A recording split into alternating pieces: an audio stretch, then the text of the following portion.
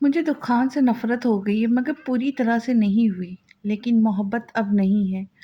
वो आखिर बता भी देती है कि कहीं बानू भी मोहब्बत ना समझे। मुझे कुछ समझ नहीं आ रहा सोहा कि तू कहना क्या चाह रही है। एक जगह तू कह रही है मोहब्बत नहीं है और एक जगह कहती है कि नफ़रत पूरी तरह से नहीं हुई। मतलब इस बात का बानू भी को वाक़ई उसकी बात बिल्कुल समझ नहीं आ रही थी। मानो भी नफरत की 3 सीढ़ियाँ होती है। अगर इन तीनों को चढ़ जाओ ना तो नफरत शदीद हो जाती है, मगर मैं अभी बस 2 पर चढ़ सकी हूँ। वो उनकी बात पर मुस्कुराकर कहती है जिसे बानो भी अब भी नहीं समझ पाती, मगर फिर वो वज़ाहत करती है। नफरत की पहली सीढ़ी में हमें उस शख्स की बातों से उसके साथ गुज़रे हर लम्हे, हर शाम से नफरत हो जाती है, जो मुझे हो गई है। मुझे दुखान के साथ गुज़ारे हर लम्हे से नफरत है अब। वो नफ़रत से ये बात कहती है। फिर आती है नफ़रत की दूसरी सीढ़ी, जिसमें हम उस शख्स के साथ रहना भी पसंद नहीं करते। हमें नफ़रत होती है जब वो शख्स हमारे सामने होता है और मैं भी दुकान के लिए महसूस करती हूँ। तीसरी और आखिरी सीढ़ी में हमें उस शख्स के नाम से नफ़रत होती है, जिस पर मैं अभी नहीं पहुँची और शायद जब तक पहुँचूँ, इस वक़्त इस दुनिया में भी ना रहूँ। वो ज़ख्मी सा मुस्कुराती है। अल्लाह ना करे सोहा तुझे कुछ हो, देखना तो बिल्कुल ठीक हो जाएँगी। बानू भी उसकी बात को सुनकर फ़ौरन कहती है, मैंने दुकान से तलाक इस वजह से नहीं ली क्योंकि मुझे उसके नाम से अभी नफ़रत नहीं हुई। मैं चाहती हूँ वो कहती है तो आंसू का एक गोला उसके गले में अटकता है जिस पर वो नज़रें नीचे कर लेती है। जबकि बानू भी उसे चुप नहीं करवाती, वो चाहती है वो बोल ले जिसे वो चाहती है। मैं चाहती हूँ कि जब मेरी कब्र पर तख्ती लगाई जाए तो उस पर लिखा हो मरहुमा ज़ौजा दुखान। वो ये कहती है अपनी चादर से आंसू साफ करती है जबकि आंसू रोकने के चक्कर में होठ कँप-कँपा रहे होते हैं और उसकी बात सुनकर बानू भी अपने आंसू नहीं रोक पाती। सोहा ना कर ऐसी बातें, तुझे कुछ नहीं होगा। बानू भी मैं थक गई हूँ, मुझसे और नहीं बर्दाश्त होती अज़ियत और अब जब खुदा ने ऐसा मौका दिया है तो ऐसे ही ठीक है, मैं खुश हूँ। वो पहले रोते हुए फिर मुस्कुराते हुए बानूबी को देखकर बोलती है, कुछ नहीं होगा तुझे, मैं हवेली वालों को बताऊंगी, देखना वो तेरा इलाज करवा देंगे और फिर तू जब ठीक हो जाएगी ना तो खुद साहब जी को खुला के पेपर भेजियो। नहीं बानूबी, आप किसी को कुछ नहीं बताएंगी, आपको मेरी कसम। वो फौरन उनकी बात सुनकर मना करती है, नहीं सोया, मैं बताऊंगी, तो अपनी कसम वापस ले। बानू ने भी बानूबी ने भी ठान ली थी उसे बताने की। नहीं, मैं कसम वापस नहीं लूँगी, मैं दवाइयाँ लूँगी, ना फिर ठीक हो जाऊँगी, बस आप किसी को कुछ नहीं बताएँगी प्लीज़। वो उनका हाथ पकड़ के मिन्नत करती है तो बानू भी उसे देखकर जज़्बात में सर हिलाती है। मगर तू दवाइयाँ लेंगी वादा कर वरना मैं बता। नहीं, नहीं मैं ले लिया करूँगी, बस आप अपने वादे पर कायम रहिएगा। वो उसकी बात काट कर कहती खड़ी होती है। हाँ, और तो अब कभी मरने-मराने की बात मत करना, अगर की तब भी मैं बता दूँगी। बानू भी एक और धमकी देती है जिस पर वो हँसती उनका हाथ पकड़े रेस्टोरेंट से बाहर आती है। दुकान कहाँ जा रहा है? दादी दुकान को बाहर जाता देख कहती है जिस पर वो जाता-जाता रुककर दादी के पास आता है। दादी बेफ़िक्र रहे, लाहौर नहीं जा रहा, अब अहद की शादी के बाद ही जाऊँगा। वो उनके पास तख्त पर बैठकर कहता है जिस पर दादी मुस्कुरा देती है, मुझे तुझसे एक बात करनी है। जी कहिए अबरार। ज़मीश के वालिद का फ़ोन आया था, कह रहा था कि अहद की शादी में दुखाना ज़मीश का निकाह ही कर दो, अच्छा है ना? निकाह के पाक बंधन में बंध जाएंगे बच्चे। दादी उसके कंधे पे हाथ रख के कहती है जिस पर दुखान खामोश हो जाता है। शादी भले 1 साल बाद कर देंगे, दादी उसे कुछ ना बोलता देख कहती है। दादी अभी मेरा कोई इरादा नहीं है, मैं साल बाद करूँगा। दुकान दादी को देखे कहता है जिस पर दादी खुफिया सी पीछे मुंह करके बैठ जाती है। ठीक है जैसे तेरी मर्जी। दादी नाराज क्यों हो रही है? दुकान दादी को ऐसे देख प्यार से कहता है, नहीं तू कर ले अपनी मर्जी, मेरी तो बस तो किसी की फिक्र ही नहीं है। पता है सबसे ज्यादा मैं तुझे से प्यार करती हूँ, मैं चाहती हूँ कि मैं मरने से पहले तेरे बच्चे देख लूँ, उन्हें अपनी गोद में उठा सकूँ। दादी हसरत से कहती है तो दुकान हंस देता है। तू हंस क्यों रहा है? दादी उसे देखकर गुस्से से पूछती है। दादी अभी भी आप मेरा निकाह करेंगी, रुखसती नहीं तो मेरे बच्चों की फिक्र लग गई। ابھی عہد کی ہونے دیں، ابھی اس کے بچوں کو گود میں لیجیے گا، اور ابھی آپ نے میرے بچوں کی شادی بھی کرنی ہے، تو اس کی فکر نہ کرے کہ آپ کو کچھ ہوگا۔ دخان دادی کی گود میں سر رکھ کر پیار سے کہتا ہے، دخان بس نکاح کر لے، میں اور کچھ نہیں بولوں گی، میری ایک بات مان لے۔ دادی اس کے بالوں میں ہاتھ پھیرتے ہوئے پیار سے کہتی ہے، جس پہ دخان اٹھ کر بیٹھتا ہے، دادی اس کے بعد کسی بات کی ضد نہیں کروں گی، بس نکاح کر لے۔ دادی مظلوم سا منہ بنا کر کہتی ہے تو دخان کسی سوچ میں پڑ جاتا ہے۔ بول دخان، تیری خاموشی کو میں ہاں سمجھوں نا؟ دادی آنکھوں میں امید لے کر پوچھتی ہے، جس پر وہ نیم مسکان کے ساتھ اذوات میں سر ہلاتا ہے، مگر شادی کے لیے مجھے فورس مت کریے گا، شادی میں اپنی مرضی سے کروں گا، وہ کہتا کھڑا ہوتا ہے۔ ہاں شادی تو اپنی مرضی سے کرنا، اب عہد کے ولیمے پہ تیرا نکاح رکھ دیتے، ٹھیک ہے؟ دادی کہتی ہے تو وہ اذبات میں سر ہلاتا باہر کی طرف جاتا ہے۔ سوہا پھر سے کہہ رہی ہوں، دوائی یاد سے لینی ہے۔ بانو بھی سوہا کو پورے راستے یہی سمجھا کر آ رہی تھی، اور اب بھی وہ اسے بتا رہی تھی کہ دخان سامنے سے آتا دیکھتا ہے، جس پر وہ خاموشی سے اندر کی طرف جلدی سے نکل جاتی ہے، جبکہ سوہا جلدی نہیں کرتی، وہ ویسے ہی سر جھکا اندر کی طرف بڑھتی ہے۔ رکو، کہاں سے آ رہی ہو؟ دخان سوہا کو دیکھ کر روکتا ہے، ڈاکٹر کے پاس گئی تھی، وہ اسے سر اٹھا کر جواب دیتی۔ کیوں؟ دخان ماتھے پر بل لا کے پوچھتا ہے۔ میں نے کپڑے دیے تھے اسے، وہیں پوچھنے گئی تھی کہ سل گئے یا نہیں۔ سوہا اس کے بے تکے سوال پر چڑ کر کہتی ہے، اچھا سل گئے پھر؟ دکان پھر پینٹوں کی جیب میں ہاتھ ڈالتا پوچھتا ہے، ہاں سل گئے۔ سوہا کہتی ہے، اندر کی طرف جاتی ہے کہ دکان اس کا ہاتھ پکڑ لیتا ہے، جسے وہ حیرت سے دیکھتی ہے۔ تم ایک گانا یاد کر لو، بہت جلد تم وہ گانے والی ہو۔ دخان اسے اپنے سامنے کرے کہتا ہے، جس پہ سوہا نہ سمجھی سے اسے دیکھتی ہے۔ مطلب؟ میں نکاح کر رہا ہوں زمیش کے ساتھ عہد کے ولیمے والے دن، تو تم وہ گانا یاد کر لینا یار۔ کون سا ہے وہ گانا؟ دخان ماتھے پہ ہاتھ رکھے سوچتا ہے، اور سوہا کو اس کی بات سے کوئی تکلیف نہیں ہوتی، بلکہ وہ مسکرا دیتی ہے۔ ہاں، ساجن تیری دلہن سجاؤں گی، وہ والا۔ یہ دخان یاد آنے پر مسکراتے ہوئے کہتا ہے، ٹھیک ہے میں گانا یاد کر لوں گی، مگر ساجن زمیش کے ساتھ میری طرح جانوروں والا سلوک مت کرنا۔ میں تو محبت کرتی تھی سہیلی، وہ لڑکی بہت تیز ہے، پورے خاندان میں تمہیں بدنام کر دے گی، اور پھر تم کسی کو منہ دکھانے کے بھی قابل نہیں رہو گے۔ سوہا مسکراتے ہوئے سخت لہجے میں اسے کہتی ہے، اندر کی طرف بڑھتی ہے کہ دخان اس کا بازو دبوچ کر حویلی کے پیچھے کی طرف لے کے جاتا ہے کہ سوہا تھوڑا چل کر اس سے اپنا بازو چھڑوا لیتی ہے۔ چھوڑے میرا ہاتھ، تمہارے زیادہ پر نہیں نکل آئے؟ یہ تم نے مجھے تم کیوں کہا؟ شوہر ہوں تمہارا، آپ سے بات کرو تمیز میں رہ کر۔ دخان اس کے ہاتھ چھڑوانے پر دوبارہ اس کا بازو پکڑے غصے سے کہتا ہے، تمیز سے بات ان سے کی جاتی جو تمیز کے لائق ہو، آپ کو تو تمیز چھو کر بھی نہیں گزری۔ سوہا زور سے اپنا ہاتھ چھڑوا کر غصے سے اس کی آنکھوں میں آنکھیں ڈال کر کہتی ہے، اور دخان تو سوہا کا یہ روپ دیکھ کر حیران ہی رہ جاتا ہے۔ ابھی تو اس نے بہت حیران ہونا تھا، یہ تو ایک چھوٹا سا ٹریلر تھا اس کے لیے۔ مجھے لگتا ہے میرے نکاح کا سن کر تمہیں دکھ ہو رہا ہے، دخان ہنستے ہوئے کہتا ہے، جس پر وہ بھی طنزیہ مسکرا دیتی۔ نہیں، مجھے دکھ زمریش کا ہوتا ہے جو آپ کے پلے بنے گی۔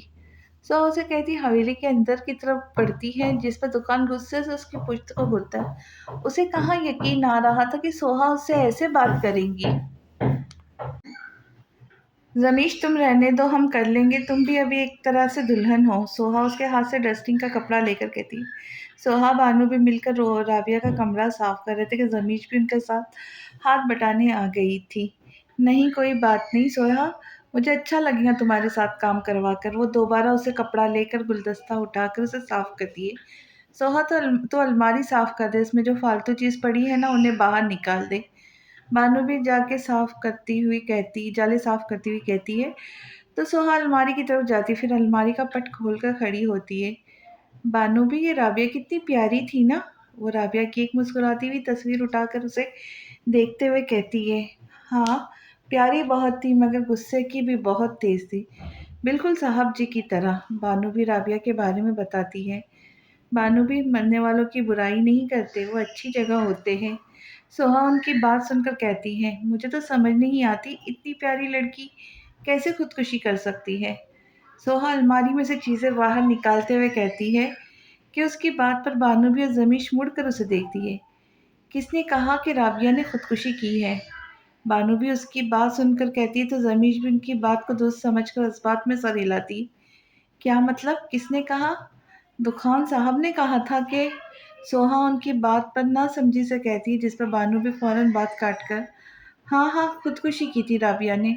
वो नजरें चुरा कर कहती है तो सोहा के माथे पे बल आ जाते हैं। बानूबी कुछ छुपा रही है आप? वो बानूबी को देखकर कहती है नहीं मैं कुछ क्यों छुपाऊंगी। तो जल्दी से सफाई कर, फिर और भी काम है। बानूबी जल्दी से कहती है, बाहर की तरफ जाती है, जिस पर सोहा जमीश की तरफ देखती है। वो मुझे बाबा को कॉल करनी थी तो मैं करके आती हूँ। जमीश मुस्कुराकर कहती बाहर की तरफ जाती है और सोहा सोच में पड़ जाती है कि बानूबी ने ऐसा क्यों कहा, कि किसने कहा राबिया ने खुदकुशी की है। क्या बात हो सकती है? सोहा सोचती हुई अलमारी में से दोबारा कुछ चीजें निकालती है कि उसके पाँव के ऊपर कुछ गिरता है, जिसे उठाकर देखती है तो खूबसूरत सी पिंक कलर की एक डायरी होती है। क्या राबिया की डायरी? वो डायरी को हाथ में लेकर देखते हुए कहती है, मुझे क्यों लग रहा है कि कुछ है जो हवेली वाले दुकान से छुपाना चाहते। क्या है ऐसा? वो बानूबी की बात को सोच कर कहती है, शायद इसमें कुछ ऐसा हो।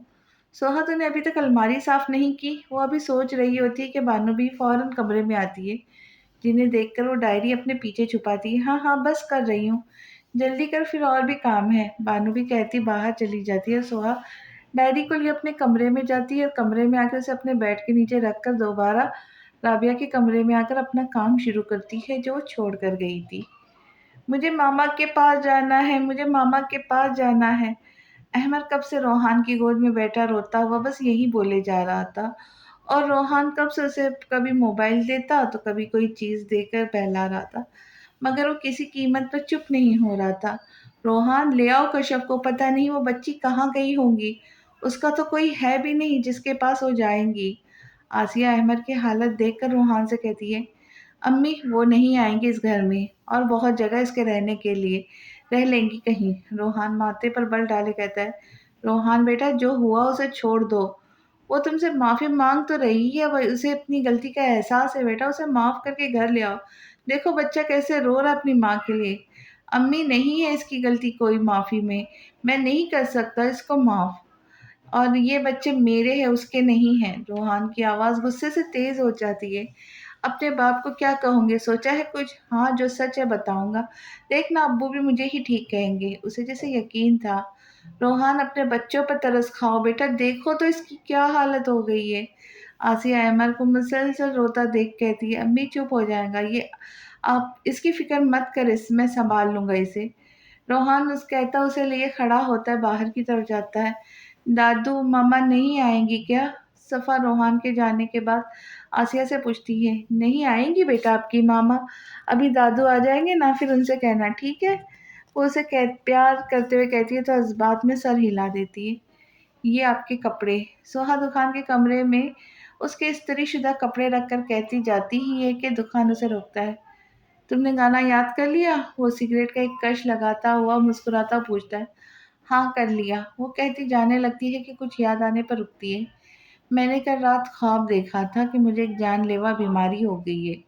सोहा दुकान के सामने खड़े होकर कहती है, जिस पर दुकान का हाथ सिगरेट पीते हुए रुक सा जाता है। अगर मुझे ऐसी बीमारी हो गई तो आपका क्या रिएक्शन होगा? वो उसे देखते हुए पूछती है, जिस पर दुकान सिगरेट फेंक कर खड़ा होता है। अल्लाह ना करे तुम्हें कभी ऐसी बीमारी हो, कुछ भी है, मगर तुम मेरी बीवी हो, भले ही जुल्म करता हूँ, लेकिन इतना तो है तुम्हारे बारे में मैं कभी बुरा नहीं सोच सकता कि तुम्हें कुछ हो। ऐसी बातें मुंह से मत निकाला करो। दुकान उसे बाजू पकड़ के आराम से कहता है, जिस पर सोहा हैरानगी से उसे देखती है, मगर फिर कुछ ही देर में दुकान का कहकहा कमरे में गूंजता है। हाँ हाँ हाँ हाँ, ऐसा मैं नहीं बोलूंगा, किसी खुशफहमी में मत रहना। दुकान दोबारा बैठकर अपनी फेंकी हुई सिगरेट उठाकर होठों से लगाता है। मुझे पता था आप कभी भी ये नहीं कह सकते। सोहा उसे देखकर कहती है, हाँ अगर उस दिन तुम मेरी बात मान लेती तो फिर मुझे तुम्हारा दुख होता। दुकान सिगरेट का धुआं हवा के सुपुर्द करते मुस्कुराते हुए कहता, नहीं आप ऐसे ही ठीक है। सोहा कहती बाहर की तरफ जाती है, सुनो जी। दुकान की आवाज़ पर वो बगैर मुड़े कहती है, अगर तुम्हें कभी ऐसी बीमारी हो भी गई ना तो मुझे एक चीज़ का दुख होगा कि कोई मेरा जुल्म सहने वाला नहीं होगा, बस उससे ज़्यादा नहीं। दुकान कहता है तो सोहा अपने आंसू पीकर बगैर उसकी तरफ मुंह करे बाहर की तरफ जाती है। اس ظالم سے وہ اور امید بھی کیا کر سکتی تھی؟ روحان اپنے باپ کے سامنے سر جھکائے بیٹھا بس روحان اپنے باپ کے سامنے سر جھکا کر بیٹھا بس اپنے باپ کی ڈانٹ سننے جا رہا تھا، جبکہ احمد اب اپنے دادا کی گود میں چپ چاپ بیٹھا اپنے باپ کو اس کے باپ سے ذلیل ہوتے ہوئے بھی دیکھ رہا تھا، جبکہ صفا، سیف اور آسیہ چپ چاپ کبھی روحان کو تو کبھی غفار کو دیکھ رہے تھے۔ تمہیں ترس نہیں آیا اس بچی پر کہ وہ کہاں جائیں گے؟ تمہیں پتہ بھی ہے اس کا کوئی بھی نہیں ہے شہر میں۔ پھر بھی غفار غصے سے روحان کو دیکھ کر کہتے، جو ایک نظر اپنے باپ کو دیکھ کر دوبارہ نظر جھکا لیتا ہے، جب اسے میری بہن پر ترس نہیں آیا، مجھے بھی نہیں آیا، اور آپ لوگ مجھے کہہ رہے کوئی یہ کیوں نہیں دیکھ رہا کہ آج سوہا جس حال میں ہے وہ کشف کی ہی غلطی کی وجہ سے ہے نا؟ وہ رابعہ کے گھر والوں کو فون کرتی نہ آج یہ دن آتا۔ روحان بھی غصے سے کہتا ہے، کشف کا ارادہ ٹھیک تھا مگر طریقہ غلط تھا، لیکن تمہیں اس کے ارادے کو دیکھنا چاہیے۔ اس نے چاہا کہ رابعہ کی عزت رہ جائے بس۔ آسیہ بھی یہ بات میں اپنا حصہ ڈالتی ہے۔ یہ بہت اچھی عزت رکھی اس نے کہ وہ مر ہی گئی۔ روحان طنز کرتا ہے، مجھے کچھ نہیں پتا، تم ابھی جاؤ اور اسے لے کر آؤ، پتا نہیں کہاں ہوں گی، وہ کس حال میں ہوں گی۔ غفار اپنا فیصلہ سناتے، جسے سن کر روحان اپنی جگہ سے کھڑا ہوتا ہے۔ میں نہیں جاؤں گا اسے لینے، آپ کو سوہا کا نہیں مگر مجھے ہے خیال سوہا کا۔ کشف کی وجہ سے دکان نے میری بہن کا جینا حرام کر دیا ہے۔ اگر تم ایسا کریں گے تو دکان اور تم میں کیا فرق رہ جائے گا؟ اگر وہ تمہاری بہن سے بدلہ لے رہا ہے تو تم بھی اپنی بہن کا بدلہ کشف سے لے رہے ہو، بلکہ تم دکان سے زیادہ قصوروار ہو۔ اس نے تو چلو تمہاری بہن کو رہنے کے لیے چھت دی ہے، تم نے کشف سے چھت ہی چھین لی، یہ جانتے ہوئے بھی کہ اس کا اس گھر کے علاوہ کوئی گھر نہیں۔ غفار بھی غصے سے کھڑے ہوتے تو روحان شرمندہ سا ہو جاتا ہے، مگر پھر بھی اپنی بات پر قائم رہتا ہے، میں نہیں جاؤں گا اسے لینے، وہ غلط ہے۔ روحان بول کر اپنے کمرے کی طرف بڑھتا ہے کہ غفار کی آواز پر رک جاتا ہے، اگر تم کشف کو واپس اس گھر میں نہیں لاؤ گے تو تم بھی اس گھر سے نکل جاؤ۔ غفار کی بات پر روحان کے ساتھ آسیہ اور سیف بھی اپنے باپ کی طرف حیرت سے دیکھتے ہیں۔ ابو! روحان صدمے سے کہتے ہیں، میں نے تمہیں معاف کشف کی وجہ سے کیا تھا کہ تم نے اپنی ہمسفر ایک اچھی لڑکی کو چنا ہے، اگر وہ ہی نہیں ہے ادھر تو تمہاری بھی اس گھر میں کوئی جگہ نہیں ہے۔ ابو، آپ اس کے لیے مجھے اس گھر سے نکال رہے ہیں، اپنے بیٹے کو، جبکہ آپ کو پتا بھی ہے اس نے کیا کیا ہے؟ ہاں، میں اپنے بیٹے کو گھر سے نکال رہا ہوں۔ اگر وہ قصوروار ہے تو تم بھی اتنے ہی ہو۔ اگر اس نے غلط کیا تو تم نے بھی تو رابعہ کے بارے میں نہ جانا اور کشف سے شادی کر لی۔ تم بھی اگر اتنے اچھے تھے تو جاتے نہ رابعہ کے گھر، کیوں نہیں گئے؟ جا کے پوچھتے اس سے کہ کیوں اس نے ایسا کیا۔ غفار بھی روحان کو آئینہ دکھا رہے تھے، جس پر وہ چپ ہی رہا۔ اب اس طرح میرے سامنے مت کھڑے رہو، جاؤ اور جا کے ڈھونڈو اسے، اگر وہ ملی تو ہی واپس آنا، ورنہ آج سے تمہارا اس گھر سے اور ان بچوں سے کوئی واسطہ نہیں۔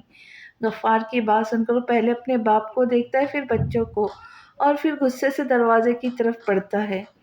کشف کو اگر تم آج نہ لا سکے تو میں اسے کل ڈھونڈنے جاؤں گا، اور اگر میں اسے لایا تو تم پھر بھی اس گھر میں واپس نہیں آؤ گے، تو بہتر ہے اسے ڈھونڈنا۔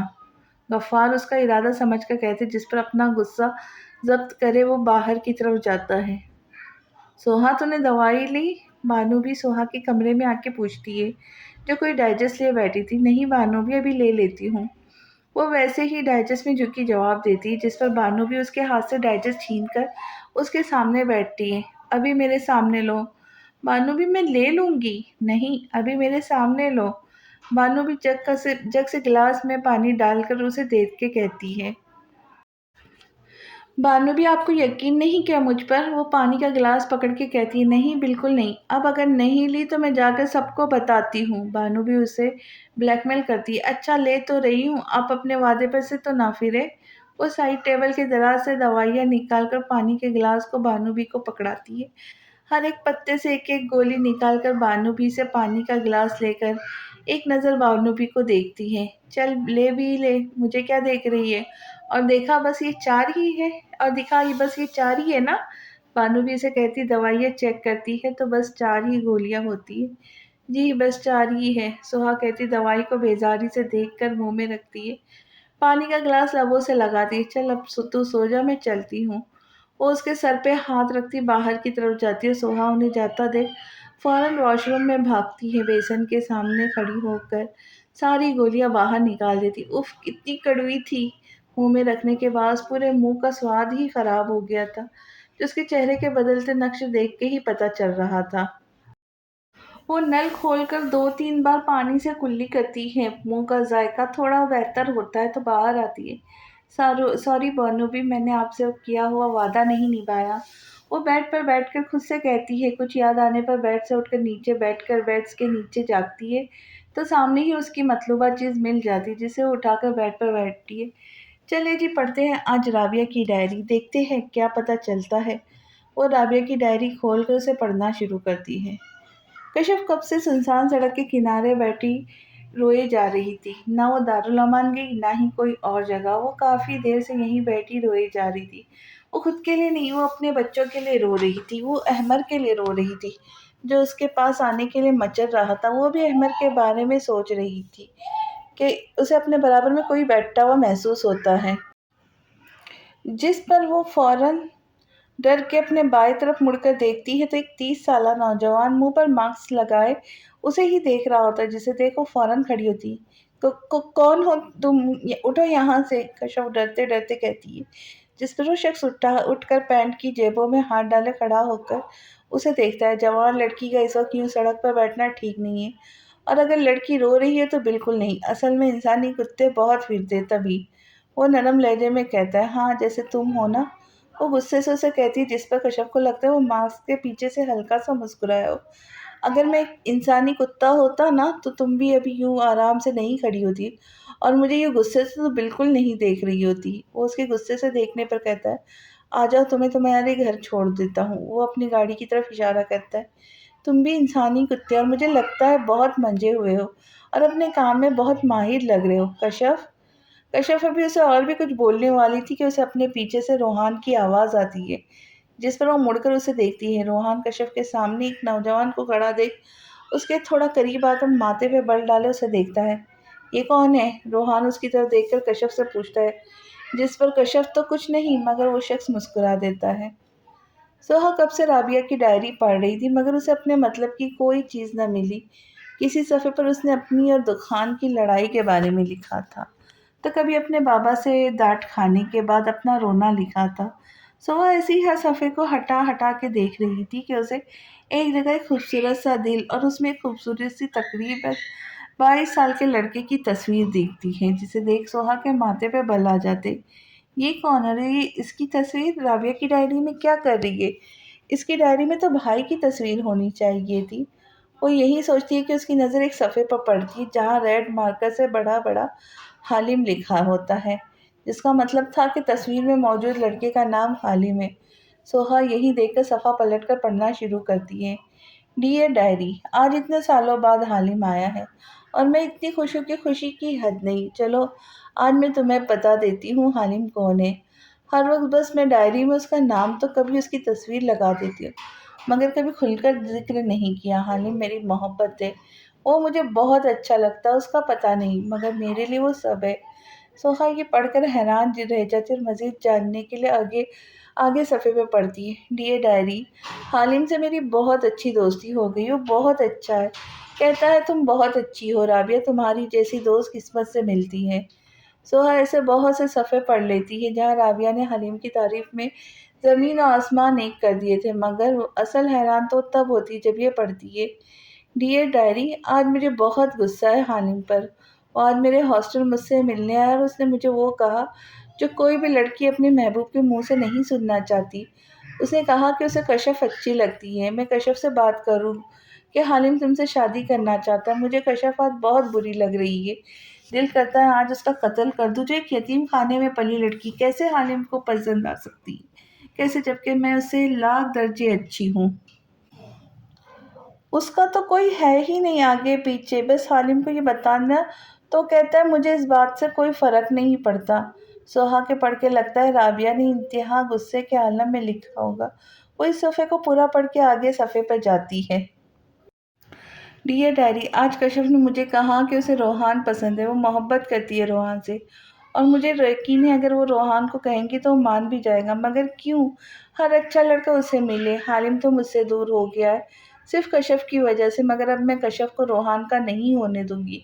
میں روحان سے شادی کروں گی اور اسے بتاؤں گی کہ دیکھو ایسے تکلیف ہوتی ہے جب کوئی محبت چھینتا ہے۔ سوہا یہ پڑھ کر اپنا سر تھام کر بیٹھتی ہے۔ یا اللہ، یہ کیا لڑکی تھی! وہ کہتی دوسرا صفحہ پلٹتی ہے۔ ڈیئر ڈائری، آج میں روحان کے ساتھ بھاگ کر شادی کر رہی ہوں اور کشف کا منہ دیکھنے والا ہے۔ وہ بس روحان کے سامنے اچھی بننے کے لیے ہمارے سامنے مسکرا رہی ہے۔ حالم تو اپنی ماما کی پسند سے شادی کر رہا ہے اور مجھے یقین ہے بابا میری بھی شادی کریں گے، تبھی کہیں نہ کہیں تو شادی کرنی ہے نا، تو پھر روحان سے کیوں نہیں؟ اچھا ہے، وہ پیارا بھی ہے، اور سب سے بڑی بات، روحان سے شادی کر کے کشف ہر وقت مجھے اور روحان کو دیکھ کر چلیں گی، جس پر مجھے بہت مزہ آئے گا۔ سوہا کی بس ہو گئی تھی ڈائری پڑھ کر۔ وہ سوچ رہی تھی کوئی ایسا بھی کر سکتا ہے؟ بھائی آپ لکی ہے جو آپ کو کشف بھابھی ملی۔ سوہا دل میں سوچتی آگے کا صفحہ پلٹتی ہے جو آخری تھا۔ مطلب یہ رابعہ نے مرنے سے پہلے لکھا ہوگا۔ تم مسکرا کیوں رہے ہو؟ بتاؤ کون ہو تم؟ روحان اس شخص کی مسکراہٹ پر غصے سے کہتا ہے تو شخص اب بھی مسکراتا ہوا اپنا تعارف کرواتا ہے۔ میں حالم ہوں، یہاں سے گزر رہا تھا تو دیکھا یہ لڑکی اکیلی یہاں بیٹھی رو رہی ہے۔ میں سمجھا شاید گھر کا راستہ وغیرہ بھول گئی ہوں گی، مگر یہاں آ کر مجھے کچھ اور ہی لگ رہا ہے۔ وہ کشف کو دیکھ کر کہتا ہے جب روحان کے برابر میں کھڑی تھی، تم اپنے کام سے کام رکھو، چلو کشف۔ روحان اسے غصے سے کہتا کشف کا ہاتھ پکڑے لے کر جاتا ہے کہ اس کی آواز پر رک جاتا ہے۔ جب ہیرا ملا ہے تو قدر کرو اس کی، ورنہ بہت سے لوگ تراش رہے قیمتی ہیرے کے لیے ترس رہے جب ہیرا ملا ہے تو قدر کرو اس کی، ورنہ بہت سے لوگ ترس رہے قیمتی ہیرے کے لیے۔ تم خوش قسمت ہو کہ ہیرے نے تمہیں خود چنا ہے۔ حالم کی آواز پر روحان کے ساتھ کشف بھی مڑ کر اسے دیکھتی ہے، مگر حالم اب اپنی گاڑی کی طرف بڑھ رہا ہوتا ہے۔ اس نے کیا بولا تھا ہیرا؟ مطلب کیا؟ روحان کشف کے ساتھ چلتے ہوئے کہتا ہے، جس پر کشف کچھ سال پیچھے چلی جاتی۔ کشف، مجھے کوئی فرق نہیں پڑتا کہ تمہارے آگے پیچھے کوئی ہے بھی یا نہیں، مجھے بس تم اچھی لگتی، مجھے اور کوئی کچھ نہیں چاہیے۔ حالم کینٹین میں اس کے سامنے بیٹھے اسے سمجھا رہا تھا۔ دیکھو حالم، میں کسی اور کو پسند کرتی ہوں، تو پلیز مجھے اب دوبارہ تنگ مت کرنا، ورنہ مجبوراً مجھے یہاں سے ہمیشہ ہمیشہ کے لیے جانا پڑے گا، اور مجھے امید ہے تم نہیں چاہو گے کہ میری پڑھائی خراب ہو۔ کشف سخت لہجے میں کہتی ہے تو حالم اٹھ کر کھڑا ہوتا ہے۔ ٹھیک ہے، میں اب کبھی تمہیں تنگ نہیں کروں گا اور نہ کبھی یہاں کا رخ کروں گا۔ اگر میری بات سے تم ہرٹ ہوئی ہو تو سوری۔ وہ کہتا سیدھا یونی کے مین گیٹ کی طرف جاتا ہے۔ اس دن کے بعد آج کشف اسے دیکھ رہی تھی جو بالکل ویسا ہی تھا، مگر اب مسکراتا بہت تھا، جبکہ پہلے ایسا نہیں تھا۔ یہی سوچتے سوچتے کشف روحان کے ساتھ کار میں بیٹھتی ہے۔ روحان، آپ اب بھی ناراض ہے؟ وہ روحان کو غصے میں دیکھ کر کہتی ہے۔ ناراض اپنوں سے ہوا جاتا ہے، تم میری کچھ نہیں، تو پلیز چپ ہو جاؤ۔ میں تمہیں امی ابو کے کہنے پر لینے آیا ہوں، ورنہ میں کبھی تمہیں لینے نہ آتا۔ روحان اسے کہتا گاڑی اسٹارٹ کر کے آگے بڑھا لیتا، کشف چپ ہو کر بیٹھ جاتی ہے۔ ان کی گاڑی کے گزرتے ہی حالم ایک نظر روحان کی گاڑی کو دیکھ کر ایک گہری سانس لیتا اپنی گاڑی بھی اپنی منزل کی طرف بڑھاتا ہے۔ ڈیئر ڈائری، بابا عین وقت پر وہاں پہنچ گئے تھے اور یوں میں جا نہیں سکی، اور دکان جب روحان کے گھر گیا تو اس کے گھر والوں نے مجھے اتنا برا بھلا کہا، اور روحان نے کشف سے شادی بھی کر لی۔ اس نے مجھے جلانے کے لیے مجھے اپنی پک سینڈ کی۔ مجھے ان دونوں پر بہت غصہ ہے، دل کر رہا ہے مار دو دونوں کو، مگر خیر میری محبت مجھے دوبارہ مل رہی ہے۔ بابا نے میرا رشتہ حالم سے طے کر دیا ہے۔ میں گھر والوں کے سامنے تو منع کر رہی ہوں کہ مجھے روحان سے ہی کرنی ہے، تاکہ وہ بھی سمجھے کہ ہاں بچی واقعی روحان سے محبت کرتی تھی۔ آج میں بہت خوش ہوں، پرسوں میں حالم کے نکاح میں آ جاؤں گی، پھر سب ٹھیک ہو جائے گا۔ اب کشف سے کیا بدلہ لوں؟ حالم تو اب میرا ہونے جا رہا ہے نا، اب مجھے شدت سے اس کا انتظار ہے جمعہ کا۔ سوہا اس کے آخری الفاظ پڑھ کر ڈائری بند کر دیتی ہے اور حیران بھی ہوتی ہے۔ اگر رابعہ خوش تھی تو خودکشی کیسے کر سکتی ہے؟ وہ یہی سوچتی ہے، پھر کسی خیال کے تحت اٹھا کر ڈائری بیڈ کے نیچے رکھ کر بانو بی کے کمرے کی طرف جاتی ہے۔ اس کا ارادہ بانو بی سے مزید پوچھنے کا تھا اب۔ بانو بی، آپ سے ایک بات کرنی ہے۔ وہ بانو بی کے کمرے میں آ کے دروازہ بند کرے کہتی ہے۔ تو سوئی نہیں ہے ابھی تک؟ کیا بات پوچھنی ہے؟ بانو بی اپنی ٹانگ خود دباتے ہوئے کہتی ہے تو سوہا اٹھ کر ان کے پاس آتی ہے۔ ان کی ٹانگیں دباتی بات شروع کرتی ہے، بانو بھی یہ حالم کون ہے؟ وہ پوچھتی ہے تو بانو بھی اسے حیرت سے دیکھتی ہے۔ حالم دور کے رشتے دار کا بیٹا ہے، مگر یہاں اس کا آنا جانا بہت ہے، بہت اچھا بچہ ہے، مگر تو کیوں پوچھ رہی ہے؟ بانو بھی بتا کر پوچھتی ہے، حالم کا رشتہ بھی ہوا تھا عربیہ سے۔ وہ کہتی ہے تو بانو بھی کے ماتھے پہ بل آ جاتے ہیں، ہاں مگر شادی تو ہو نہیں سکی۔ لیکن تجھے اتنا سب کچھ کس نے بتایا؟ ان کی سوئی اب بھی وہیں لٹکی تھی۔ بانو بھی وہ چھوڑے کہ کس نے بتایا ہے، آپ مجھے یہ بتائے رابعہ کو کس نے مارا تھا، کیونکہ اتنا تو مجھے یقین ہے کہ اس نے خودکشی نہیں کی۔ وہ کہتی ہے تو بانو منہ کھولے اسے دیکھتی ہے، اسے کسی نے نہیں مارا تھا وہ۔ بانو جھوٹ مت بولیے گا، آپ کو میری قسم ویسے ہی بیمار ہوں۔ سوہا بھی ٹھیک بلیک میل کرتی ہے، جس پر بیچاری بانو بھی مظلوم سا منہ بنا کر اسے بتاتی ہے، رابعہ نے خودکشی نہیں کی تھی، وہ اس کا پیر پھسلا تھا اور وہ نیچے گر گئی تھی، مگر یہ بات بھی ہمیں رابعہ کے انتقال کے 2 مہینے بعد پتہ چلی، جب سکینہ یہاں کی ملازم اور میری ننند چھٹیوں سے واپس آئی تھی۔ بانو بھی کہتی ہے کہ تو وہ اس بات میں سر ہلا کر انہیں غور سے سنتی ہے۔ جب میں وہ کچن میں کام کر رہی تھی تو میں نے بات شروع کی، رابعہ بی بی کو خودکشی نہیں کرنی چاہیے تھی، جس پر وہ حیرانگی سے میری طرف دیکھتی کہتی ہے، کب رابعہ بی بی نے خودکشی کی؟ پھر اس نے مجھے بتایا جب وہ اوپر کپڑے ڈال رہی تھی تو رابعہ بی بی چھت کے کونے پہ چڑھ کر بیٹھ گئی تھی۔ کہتی میں نے کہا بھی کہ بی بی آپ گر جائیں گی، مگر وہ نہیں مانی۔ پھر خود ہی تھوڑی دیر بعد جب اٹھنے لگی تو پاؤں اوپر رکھنے کی جگہ انہوں نے نیچے رکھ دیا اور وہ یوں چھت سے گر کر فوت ہو گئی۔ میں نے اس کی بات سن کر پھر سارے حویلی والوں کو بتایا تھا۔ بانو بھی بات مکمل کر کے اسے دیکھتی ہے، جو ان کی بات ختم ہونے پر سوچ میں پڑ جاتی ہے۔ اگر بانو بھی سب کو پتا ہے تو پھر دکان کو کیوں نہیں پتا اس کی بہن نے خودکشی نہیں کی؟ وہ اپنے دماغ میں آیا سوال پوچھ لیتی، ایک بار بتایا تھا بڑے صاحب نے دکان صاحب کو، جس پر وہ اتنا غصہ ہوئے کہ سوچے، وہ رابعہ کی موت کو حادثاتی موت سمجھنے کی بجائے اپنے باپ کو ہی غلط کہہ رہے تھے۔ اس لیے پھر دادی نے کہا جب بھی اس سے بات کرتے ہیں یہ ہم سے بدگمان ہونے لگتا ہے، تو اس لیے اب کوئی بھی اسے یہ نہیں کہے گا کہ رابعہ کی موت ایک حادثہ تھی، بلکہ یہی کہیں گے کہ اس نے خودکشی کی تھی۔ بانو بھی ساری بات سوہا کو بتا دیتی ہے، یہ تو غلط تھا نا دکان کے ساتھ؟ سوہا فوراً کہتی ہے، مگر یہ لوگ بھی کیا کرتے، اب ایک اولاد بچی تھی انور صاحب کے پاس، اگر وہ بھی بدگمان ہو جاتا تو وہ کیا کرتے؟ مگر یہ ہے کہ رابعہ کی سچائی سب کے سامنے آ گئی تھی، اس کی کوئی ڈائری سعد نے پڑھی تھی، وہ بھی دکان صاحب کو بتایا تھا، مگر اس پر بھی انہوں نے یقین نہیں کیا۔ دکان کو ڈائری پڑھائی تھی؟ نہیں، وہ اس وقت باہر تھے، تبھی کال پر بات کی تھی، اور پھر سب نے رابعہ کا ذکر کرنا بھی ترک کر دیا تھا۔ اچھا، اب میں نے تجھے سب بتا دیا، اب تو جا سو جا، صبح مہندی ہے، بہت کام ہوں گے۔ وہ کہتی ہے تو سوہا اس بات میں سر ہلا کر کھڑی ہوتی ہے، باہر کی طرف جاتی ہے۔ اسے اب ساری بات سمجھ آ گئی تھی، جبکہ کسی گہری سوچ میں بھی گم ہوتی ہے۔ سوہا بانو بی بی کے کمرے سے نکلتی اپنے کمرے کی جانب بڑھ رہی تھی کہ اسے دکان سیڑھیاں چڑھتا اوپر آتا دکھائی دیتا ہے۔ دکان بھی سوہا کو دیکھ چکا تھا، تبھی اسے دیکھتے ہوئے وہ اوپر آ رہا تھا۔ سوہا اسے آتا دیکھ نظریں نیچے کرے اپنے کمرے کی طرف بڑھتی ہے۔ سوہا چھت پر آؤ، تم سے بات کرنی ہے۔ دکان کہتا اوپر کی طرف بڑھتا ہے کہ سوہا کی آواز مڑ کے اسے دیکھتا ہے، یہیں کہہ دے جو بات ہے، میں اوپر نہیں آ رہی۔ سوہا کہتی ہے تو دکان ماتھے پر بل ڈالے اس کا جائزہ لیتا ہے، مجھے لگتا ہے تمہارا دماغ خراب ہو گیا، تبھی مجھے میرے منہ پہ منع کر رہی ہو۔ دکان طنزیہ مسکراتا ہے، نہیں، ابھی تو دماغ درست ہوا ہے، خراب تو پہلے تھا۔ سوہا بھی اس کی مسکراہٹ دیکھ کر اس پر طنز کرتی ہے، تم کہنا کیا چاہ رہی ہو؟ کچھ نہیں، آپ بتائیں، کوئی بات کرنی تھی آپ نے مجھ سے؟ وہ بات بدلتے ہوئے کہتی، وہ بات تو میں بھول گیا۔ دکان کہتا مسکراتا، یہ بتاؤ تمہارا وہ بیماری والا خواب کب سچ ہوگا؟ وہ پینٹ کی جیبوں میں دونوں ہاتھ ڈالے تھوڑا جھک کر کہتا ہے، اور سوہا اس سوال پر دکھ سے اسے دیکھتی ہے اور سوچتی ہے کہ اگر میں اسے اپنی بیماری کا پتہ بتا بھی دوں تب بھی اسے کوئی فرق نہیں پڑے گا، یہ ہمیشہ سنگ دل ہی رہے گا۔ جو بیماری میں نے خواب میں دیکھی تھی اگر وہ سچ میں مجھے ہوگی تو مجھے لگتا ہے آپ کو اس وقت بھی کوئی فرق نہیں پڑے گا۔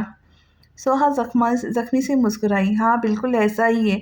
وہ فوراً ہاں میں ہاں ملاتا ہے، تو پھر چھوڑے کیا کریں گے جان کر؟ وہ اپنے آنسو پی کر مسکراتے ہوئے کہتی ہے اپنے کمرے کی طرف جاتی ہے۔ دکان جب تک اسے دیکھتا ہے جب تک وہ اپنے کمرے میں چلی نہیں جاتی۔ کاش مجھے کوئی فرق نہ پڑتا۔ دکان ایک لمبی سانس لے کر کہتا اوپر کی طرف جاتا ہے۔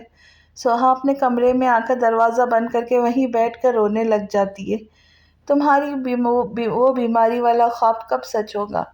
دکان کی باتیں یاد کر کے وہ اور روتی ہے اور اپنے سر پر لیا ہوا دوپٹہ اتار کے ایسے جدا کرتی ہے جیسے دکان نے نہیں اس بیچارے نے یہ الفاظ کہے ہو۔ بہت جلد آپ کی خواہش پوری ہوگی دکان، بہت جلد۔ دیکھنا بہت روئیں گے آپ، مجھے بلائیں گے مگر میں نہیں آؤں گی، کبھی بھی نہیں آؤں گی۔ اس کے روتے روتے ہچکی بن جاتی ہے اور پھر وہی درد دوبارہ اس کے سر میں اٹھتا ہے، مگر اب درد کی شدت زیادہ تھی۔ آہ! درد کی وجہ سے منہ سے کرا نکلتی ہے اور پھر درد میں مزید شدت آتی ہے۔ وہ ایک ہاتھ اپنے سر پہ رکھ کے اور اپنے پیچھے کی دیوار پر رکھے سہارا لیے کھڑی ہوتی ہے۔ بیڈ تک آتی ہے، پھر وہاں آ کر دھم سے لیٹ جاتی ہے۔ یا اللہ! درد کم نہیں ہوتا۔ تو اللہ کے یاد کرتی اٹھ کر بیٹھتی ہے، لیکن اسے محسوس ہوتا ہے اس کی ناک کے پاس کچھ گیلا سا ہے۔ نظر جب اسے اپنی جھولی میں جاتی ہے تو خوف سے اس کی آنکھیں پھیل جاتی ہیں اور پھر گھبراتے ہوئے اپنا ناک کو چھو کر دیکھتی ہے تو ہاتھ پر ہلکا سا خون نظر آتا ہے، جسے دیکھ وہ فوراً واش روم میں بھاگتی ہے۔ واش روم میں آ کے بیسن کے سامنے کھڑی ہو کر آئینے میں اپنا جائزہ لیتی ہے، جہاں ناک کے ایک سوراخ سے خون کی لکیر ہونٹ تک آتی ہوئی نیچے قطرے کی شکل میں ٹپک رہی تھی۔ وہ جلدی سے نل کھولے پانی کی چھینٹیں اپنے چہرے پہ مارتی ہے، پھر درد کے ساتھ خون بھی آنا بند ہو جاتا ہے تو نل بند کرے بیسن پر نڈھال سی جھکتی ہے۔ میں بہت قریب ہوں اپنی منزل کے، بہت زیادہ۔ دکان درانی ہمیشہ کے لیے چلی جائیں گی سوہا تم سے دور، اور پھر کبھی نہیں آئیں گی، وہ درد سے ہنستی چہرہ اٹھا کر آئینے میں دیکھ کر کہتی ہے۔ ہنستے ہنستے رونے لگتی ہے، پھر اپنے آنسو صاف کرے تولیے سے منہ صاف کرتی باہر آتی ہے۔ حویلی میں سورج روز کی طرح اپنے معمول کے مطابق نکلتا ہے، مگر آج حویلی میں عجیب سی افراتفری تھی۔ پوری حویلی آج مہمانوں سے بھری پڑی تھی۔ وہیں سوہا آج بھی بانو بھی کے ساتھ کام میں لگی تھی۔ دادی نے اسے کہا تھا کہ تم بچیوں کے ساتھ بیٹھ کر انجوائے کرو، مگر اس نے بانو بھی کو اکیلے کام کرتے دیکھ منع کر دیا تھا۔ ابھی بھی وہ پھول سے بھری ہوئی ٹوکری اٹھائے اوپر کی طرف جا رہی تھی کہ کسی سے ٹکر ہوتے ہوتے بچی تھی۔ جب وہ ٹوکری کے پیچھے سے دیکھتی ہے تو سوری سوہا، میں موبائل میں اتنا مگن تھا کہ تمہیں دیکھ ہی نہ سکا۔ ویسے یہ کہاں لے کے جا رہی ہو؟ لاؤ مجھے دو، میں لے جاتا ہوں۔ حالم سوہا کی ٹوکری لیتے ہوئے کہتا ہے تو سوہا مسکرا کر اسے دے دیتی ہے۔ سوہا کی حالم سے ملاقات صبح ناشتے کے ٹیبل پہ ہی ہوئی تھی۔ وہیں دادی نے حالم سے اس کا اور اس کو حالم کو بتایا تھا۔ سوہا کو تو پہلے بھی اس کا پتہ تھا، مگر پھر بھی سوہا کو حالم عادت کا بڑا اچھا لگا، ہمیشہ مسکرانے والا۔ سب سے بڑی بات، وہ 4 گھنٹے میں سوہا سے اتنا فرینک ہو گیا تھا جیسے سوہا کو برسوں سے جانتا ہو۔ بانوبی نے بتایا تھا کہ وہ ہر کسی کے ساتھ ایسا ہی ہے، یہاں تک کہ بانو کا بھی بہت خیال رکھتا ہے۔ آپ تو آرام کرنے گئے تھے نا، تو اتنی جلدی آرام کر بھی لیا؟ سوہا اس کے ساتھ چلتے ہوئے پوچھتی ہے، جس پر وہ ہمیشہ کی طرح مسکرا کے جواب دیتا، نہیں مجھے پسند نہیں زیادہ آرام کرنا، تبھی سوچا کہ باہر جا کر دیکھتا ہوں کیا ہو رہا ہے۔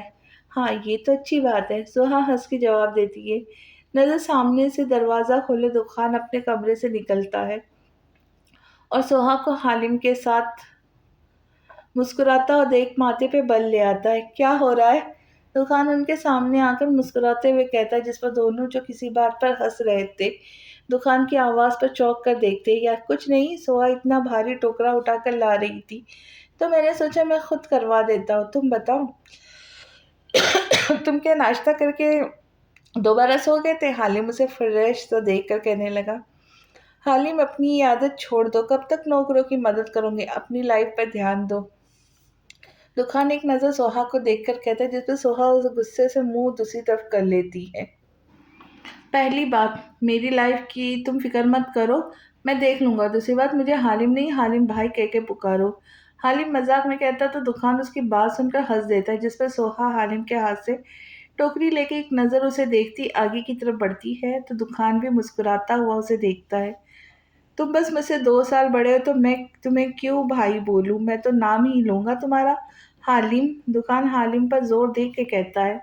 دکان وہ کرے جس کا اسے کہا جائے، ایسا کبھی ہوا ہے خیر تمہاری مرضی، میں کیا کہہ سکتا ہوں، بلکہ تمہارے آگے تو میں خود بھی چھوٹا لگتا ہوں۔ حالم کندھے اچکا کے بولتا ہے۔ اب ایسا بھی نہیں ہے، دخان اسے کہتا اپنے ساتھ لیے آگے کی طرف بڑھتا ہے۔ کشف بیٹا جاؤ روحان کو ناشتہ دے آؤ، وہ اٹھ گیا ہو۔ آسیہ کچن میں آ کے کشف سے کہتی ہے، آنٹی انہوں نے کل مجھے اپنے کمرے میں نہیں آنے دیا اور آپ کو لگتا ہے وہ میرے ہاتھ کا ناشتہ کھائیں گے؟ کشف پراٹھا بناتے ہوئے کہتی ہے، تم جاؤ وہ کھا لیں گے، جاؤ اب۔ آسیہ اسے ناشتہ کی ٹرے دیتے ہوئے کہتی ہے تو مجبوراً وہ آسیہ کو دیکھ کر کچن سے باہر جاتی ہے۔ کشف کمرے کے باہر کھڑے ہو کے پہلے کچھ دیر سوچتی ہے، پھر اندر قدم رکھتی ہے۔ اندر آتی ہے تو روحان آئینے کے سامنے کھڑا بال بنا رہا ہوتا ہے۔ اسے شیشے سے دیکھ کر ہاتھ کچھ سیکنڈ کے لیے رکتے ہیں، مگر پھر اسے اگنور کر کے شیشے میں دیکھتا ہے۔ روحان یہ ناشتہ کر لے، کشف اسے کہتی ہے تو وہ ہاتھ میں گھڑی پہنتا صوفے پہ آتا اور وہاں بیٹھ کر شوز پہنتا ہے۔ روحان ناشتہ ٹھنڈا ہو رہا ہے، پہلے ناشتہ کر لے۔ کشف اسے کچھ نہ بولتا دیکھ دوبارہ کہتی ہے، مگر اب بھی وہ کوئی جواب نہیں دیتا، بلکہ اب اپنا موبائل اٹھا کر باہر کی طرف جاتا ہے۔ امی مجھے ناشتہ دے دے، دیر ہو رہی ہے۔ کشف کو باہر سے روحان کی آواز سن کر بہت دکھ ہوتا ہے۔ وہ ناشتہ دیکھ کر سوچتی ہے میں بھی تو ناشتہ لائی تھی، مگر نہیں، اب تو روحان کو میرے ہاتھ کا کچھ اچھا نہیں لگے گا۔ میں خود غرض جو ہوں، وہ یہی سوچتی سوچتی بیڈ پر بیٹھ جاتی ہے۔ اس کا باہر جانے کا ارادہ اب روحان کے باہر جانے کے بعد کا تھا۔ کیا ہوا سوہا، تمہارا منہ کیوں اترا ہوا ہے، باہر کیوں نہیں آ رہی؟ حالم سوہا کو کچن پر ٹیبل پر بیٹھا دیکھ کہتا ہے، جو تیار ہو کر چپ ہی ٹیبل کے اوپر انگلی سے لکیر ڈال رہی تھی۔ کچھ نہیں، بس سب کے پاس گجرے ہیں، میری باری پہ گجرے ہی ختم ہوں گے، اور مجھے غصے کے ساتھ دکھ بھی ہو رہا ہے، وہ اپنے خالی ہاتھ دیکھ کر کہتی ہے، جس پر حالم اسے دیکھ کر ہنس دیتا ہے۔ تمہیں گجرے پسند ہے؟ جی بہت زیادہ، کون لڑکی ہوں گی جسے گجرے پسند نہیں ہوں گے؟ اچھا تم اداس مت ہو، کچھ کرتے ہیں، وہ کہتا ادھر ادھر نظریں گھماتا ہے، اور سہا بڑی غور سے اسے دیکھتی ہے کہ یہ کیا دیکھ رہا ہے۔ آپ کیا دیکھ رہے ہیں؟ میں ہاں مل گیا، عالم کہتا ہے، ایک دیوار سے گلاب کی پھول کی لڑی کو کھینچ کر اتارتا ہے، جس پہ سہا کا منہ حیرت سے کھل جاتا ہے۔ یہ کیا کیا آپ نے، اتنی مشکل سے میں نے لگائی تھی یہ؟ سہا دکھ سے کہتی ہے، ایک تو بیچاری نے کرسی پہ چڑھ چڑھ کے لگائی تھی اور عالم نے ایک جھٹکے میں ہی توڑ دی۔ سوری یار، مجھے یہ صبح تک سوکھ جائیں گی تو اچھا نہیں ہے، ابھی ہم اس کو اپنے کام میں لے لیں۔ حلیم کہتا لڑی ٹیبل پہ رکھ کے خود کرسی کھینچ کر بیٹھا۔ سوہا بھی اسے دیکھ کر کرسی پر بیٹھ کر اس کے کام کو دیکھتی ہے۔ سوئی دھاگا ہوگا؟ حلیم اسے دیکھ کر پوچھتا ہے، جس پر وہ سر کو اسبات میں ہلا کر اٹھ کر کبٹ کھول کر اس میں سے سوئی دھاگا نکال کے حلیم کو دیتی دوبارہ بیٹھتی ہے۔ وہ بڑی غور سے اس کے کام کو دیکھتی ہے، جو دھاگے کو سوئی میں پرو کر اب ہر پھول کو اتحاد سے سوئی میں اندر سے گزارتا دھاگے کے اندر لٹکا دیتا ہے، اور سوہا اس کا کام سمجھ کر مسکرا دیتی ہے۔ اس طرح وہ سارے گلاب کو دھاگے میں کرے دو حصوں میں تقسیم کر دیتا ہے۔ سوہا اگر تم برا نہ مانو تو میں تمہیں یہ پہنا دوں، اور دراصل پھر میں اسے تمہارے ہاتھ میں تمہاری کلائی کے لحاظ سے باندھ دوں گا۔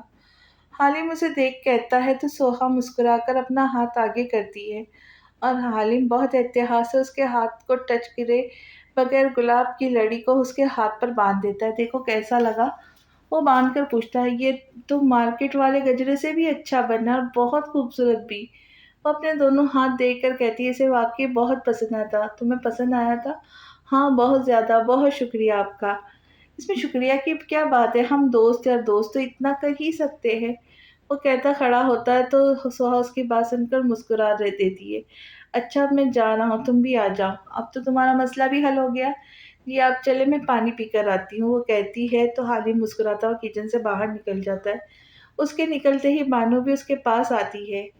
سوہا تو نے دوائی لی؟ سوہا جو پانی پی رہی ہوتی بانو بھی کی آواز پر برا سا منہ بناتی، نہیں جلدی جا ابھی لے دوائی، ورنہ میں نہیں بانو بھی، میں بھی لیتی ہوں، جا کر آپ کیوں فکر کرتی ہو؟ سوہا جلدی سے ان کی بات کاٹ کر کہتی ہے، پانی ایک ہی سانس میں ختم کرتی کچن سے باہر جاتی ہے، اور بانو بھی باہر آ کر جب تک اسے دیکھتی ہے جب تک وہ اپنے کمرے میں چلی نہیں جاتی۔ اس لڑکی کو بھی بچوں کی طرح رکھنا پڑتا ہے، بانو بھی کہہ کر باہر آ جاتی ہے۔ تم کہاں تھے حالم؟ حالم کے آنے پہ دکان پوچھتا ہے۔ وہ اندر گیا تھا تو دیکھا سوہا کچن میں منہ بنا کر بیٹھی تھی۔ کیوں، اسے کیا ہوا؟ دکان اس کی بات پر ماتھے پر بل ڈال کے پوچھتا ہے۔ اس کے پاس گجرے نہیں تھی تبھی سیٹ تھی، پھر میں نے اسے گجرا بنا کر دی تو خوش ہو گئی۔ حالم مسکرا کے بتاتا ہے جس پہ دکان کی آنکھوں میں غصہ سا آ جاتا ہے، اچھا تم ادھر کھڑے رہو، میں آتا ہوں انکل کی بات سن کر۔ حالم کہتا انور کے پاس جاتا ہے جو اسے ہی بلا رہے ہوتے ہیں، اور دکان اپنی مٹھیاں غصے سے بند کرتا اندر کی طرف جاتا ہے۔ سوہا کمرے میں آ کر بے دلی سے دوائیاں اٹھا کر ہر ایک پتے میں سے گولی نکالتی اپنی ہتھیلی پہ رکھتی ہے، پھر اسے دیکھتی پانی کا گلاس اٹھا کر بس پانی پی لیتی، جبکہ گولی اب بھی اس کے ہاتھ میں موجود تھی۔ وہ اسے دیکھ کے ڈسٹ بین میں پھینک دیتی، پھر ہاتھ جھاڑ کر جیسے ہی مڑتی ہے تو دکان دروازے پر کھڑا غصے سے اسے گھور رہا ہوتا ہے، جسے دیکھ کر پہلے تو ڈر جاتی ہے، پھر خود کو سنبھال کر اس سے مخاطب ہوتی ہے، کچھ چاہیے تھا آپ کو؟ وہ پوچھتی تو دکان اندر آ کر دروازہ بند کر کے اسے لاک کرتا اس کی طرف بڑھتا ہے، جسے دیکھ سوہا خوف سے پیچھے کی طرف قدم بڑھاتی ہے۔ دکان نیچے سارے موجود ہیں، وہ کہتی ہے تو دکان ہنس دیتا ہے، تو آپ؟ وہ کہتی پیچھے دیوار سے جا لگتی ہے، دکان اس کے قریب آ کر دونوں ہاتھ دیوار پر رکھے اس کے فرار کے سارے راستے بند کر دیتا ہے۔ کیوں ڈر لگ رہا ہے مجھ سے؟ وہ اسے دیکھ کر کہتا ہے، جس پر وہ ایک نظر اسے دیکھ کر نظریں دوبارہ جھکا لیتی ہے۔ میری طرف دیکھو، وہ غصے سے کہتا ہے تو سوہا ڈر کر آنکھیں بند کر لیتی ہے۔ دکان کو وہ آنکھیں بند کرے ڈری سہمی بہت پیاری لگتی ہے، اوپر سے وہ تیار بھی ہوئی تھی۔ اف! وہ مسکرا کر اس کے قریب ہوتا ہے، اس پہ جھکنے ہی لگتا ہے، مگر جب نظر اس کے ہاتھ پر جاتی ہے تو غصہ دوبارہ اس کی آنکھوں میں آ جاتا ہے۔ وہ تو بھول ہی گیا تھا کہ وہ کس کام سے آیا تھا یہاں، مگر اب جب یاد آتا ہے تو اس سے دور ہو کر اس کا ہاتھ سختی سے پکڑتا ہے، جس پر سوہا آنکھیں کھولے پہلے تو سکھ سے سانس لیتی ہے، مگر اس کی گرفت اپنی کلائی پہ مضبوط دیکھ اپنا ہاتھ چھڑواتی ہے، مگر ناکام۔ تمہارا نکاح کس سے ہوا ہے؟ وہ اس سے پوچھتا ہے۔ آپ سے، اٹک اٹک کے جواب دیتی ہے۔ تمہارا شوہر کون ہے؟ وہ اب اس کے ہاتھ کو اور سختی سے پکڑتا ہے، جس کی وجہ سے اس کی آنکھ میں آنسو آ جاتے۔ آپ ہے؟ تو پھر تمہارے ہاتھ میں حالم کے نام کے گجرے کیا کر رہے؟ وہ ایک ایبرو اٹھا کر اس کے تھوڑا قریب ہو کے پوچھتا ہے۔ وہ حالم نے بھائی، حالم بھائی کہو، اگر دوبارہ تمہارے منہ سے حالم نام سنا تو تمہاری زبان کاٹ کر پھینک دوں گا، سمجھ آئی؟ جب بھی اسے پکاروں گی بھائی کہہ کے۔ دکان اس کے ہاتھ سے گجرے اتارتے ہوئے کہتا ہے۔ دکان پلیز مت، وہ کہتی ہے تو دکان گجرے اتار کر اسے زمین پر پھینک کر اپنے پاؤں سے مسل دیتا ہے۔ چلو نیچے چلتے ہیں، وہ مسکراتے ہوئے کہتا ہے، اس کا ہاتھ پکڑتا ہے، اس کے ہاتھ کی ہتھیلی دیکھ کر رک جاتا ہے۔ یہ تم نے اپنے ہاتھ پر میرا نام کیوں لکھا ہے؟ وہ ماتھے پر بل ڈالے مہندی سے لکھے اپنے نام کی طرف اشارہ کرتا ہے، جو سوہا نے کچھ دیر پہلے ہی لکھا تھا۔ سوہا اس کے منہ سے یہ الفاظ سن کر ایک دم غصے میں آ جاتی ہے۔ چلو، وہ چپ تھی کہ حالم کے گجرے پہن کر اس نے غلط کیا، مگر یہ تو اس کا ہی نام تھا نا، پھر وہ کیوں غصہ کر رہا تھا؟ یہی سوچتے ہوئے اپنے دونوں ہاتھوں کو ملا کر مہندی سے لگے نام کو خراب کر دیتی ہے۔ مہندی گیلی ہونے کی وجہ سے دونوں ہاتھوں پر پھیل جاتی ہے، اور دکان اس کا یہ پاگل پن دیکھ کر حیران ہو جاتا ہے۔ بس مٹا دیا، اب کبھی نہیں لکھوں گی، وہ کہتی غصے سے دروازہ کھولے باہر نکل جاتا۔ دکان ابھی تک ویسا ہی کھڑا رہتا ہے۔ میں نے یہ کب کہا تھا مجھے اچھا نہیں لگا؟ اسے آخر ہوا کیا ہے؟ کچھ دیر پہلے مجھ سے ڈر رہی تھی اور اب؟ دکان حیرت سے سوچتا ہے، ابھی تو ایک جھٹکا اور تھا جو دکان درانی کو ملنے والا تھا، اور وہ جھٹکا کیا تھا یہ تو کل ہی پتہ چلے گا دکان کو۔ سوہا کچن میں آ کر اپنے ہاتھ کو نفرت سے دیکھتی ہے، اب نفرت کی ساری سیڑھیاں مکمل ہو گئی۔ نفرت آج تمہارے نام سے بھی، سوہا کہتی اپنا ہاتھ نل کے سامنے کرتے اسے دھوتی ہے۔ مہندی تو صاف ہو جاتی ہے، مگر دکان کا نام گہرا تھا، لیکن اس کے اوپر پھیلی ہوئی مہندی اسے بدنما کر رہی تھی۔ سوہا کے لیے یہی کافی تھا کہ اس نے اپنا ہاتھ زیادہ رنگ گہرا ہونے سے پہلے ہی دھو لیا۔ سوہا یہ کیا کر رہی ہو؟ بانی اس کے پاس آ کر پوچھتی ہے، جو روتے ہوئے اپنا ہاتھ رگڑ رہی ہوتی ہے۔ بانو بھی، میں نے کچھ سوچا ہے، وہ بانو بھی کو بات کو اگنور کر کے اپنے آنسو صاف کر کہتی ہے۔ کیا سوچا ہے؟ میں دکان کے نکاح والے دن سب کو بتا دوں گی کہ میں دکان کی بیوی ہوں، مگر یہ میں دکان کے نکاح ہونے کے بعد بتاؤں گی، اور پھر دکان سے کہوں گی مجھے طلاق دے، سب کے سامنے۔ وہ بانو بھی کو مسکراتے ہوئے بتاتی ہے، مگر میں ان سب سے پہلے دکان کو رابعہ کی ڈائری پڑھاؤں گی جب دکان نکاح کے لیے تیار ہو رہا ہوگا۔ سوہا کہتی بانو بھی کو دیکھتی جو حیرت سے اسے دیکھ رہی ہوتی ہے۔ سوہا مجھے ڈر لگ رہا ہے، کل کیا ہوگا حویلی میں؟ بانو بھی اس کی باتوں سے ڈرتی بھی ہے۔ بانو بھی کل حویلی کا تو پتہ نہیں، مگر دکان کو ضرور کچھ ہوگا۔ وہ دانت پیس کر دکان کا تصور کرے سوچتی ہے، اور بانو بھی اسے بس دیکھ کر رہ جاتی ہے۔ کیا سوہا کر سکیں گی دخان دودانی کو برباد، یا دخان ہی سوہا کو اڑنے سے پہلے دبوچ لے گا؟ بانو بھی سوہا کو دیکھ کر سوچتی ہے، ایک گہری سانس لیتی ہے۔ اب نہ جانے کل کیا طوفان آنے والا ہے۔ سوہا ساری تیاری ہو گئی، مہمان بھی آ جانا شروع ہو گئے۔ اب ایک کام کر، تو جا کر تیار ہو جا، جب تک میں سب دیکھ لیتی ہوں۔ بانو بھی سوہا کو کچن میں سے باہر لا کر کہتی ہے۔ اچھا ٹھیک ہے، وہ مختصر سا کہتی اپنے کمرے کی جانب بڑھتی ہے۔ نہ جانے کیوں اس کے درد صبح سے ہی مسلسل ہو رہا تھا۔ کبھی درد شدت اختیار کرتا تو کبھی نیم سا ہو جاتا۔ ابھی بھی اس کے سر میں پیچھے کی سائڈ ایک ٹیس سی اٹھ رہی تھی، جسے وہ پیچھے ہاتھ رکھ کے کم کرنے کی کوشش کر رہی تھی، مگر بے سود۔ وہ کمرے میں آتی ہے، تھوڑی دیر بیٹھ کر اپنا سر پکڑتی ہے۔ یا اللہ، بس آج کچھ نہ ہو، آج دکان کو ڈائری پڑھا دوں اور سب کو ہمارے نکاح کا بتا دوں۔ اور وہ کہتی چپ ہوتی ہے۔ جب طلاق مانگنے لگوں تب بھلے کچھ ہو جائے۔ یہ کہتے اس کی آنکھ سے ایک آنسو گرتا ہے، جسے وہ صاف کر کے اٹھ کر الماری سے اپنے کپڑے نکال کر واش روم جاتی ہے، اور جب واپس آتی ہے تو وائٹ فراک، جس پر کئی کئی چھوٹے چھوٹے موتیوں سے کام ہوا ہوتا ہے، لمبا ہم رنگ شفون کا، جسے وہ بیڈ پر رکھ کر آئینے کے سامنے آ کر سب سے پہلے میک اپ کرنا شروع کرتی ہے۔ اسے یہ میک اپ زوہا نے دیا تھا۔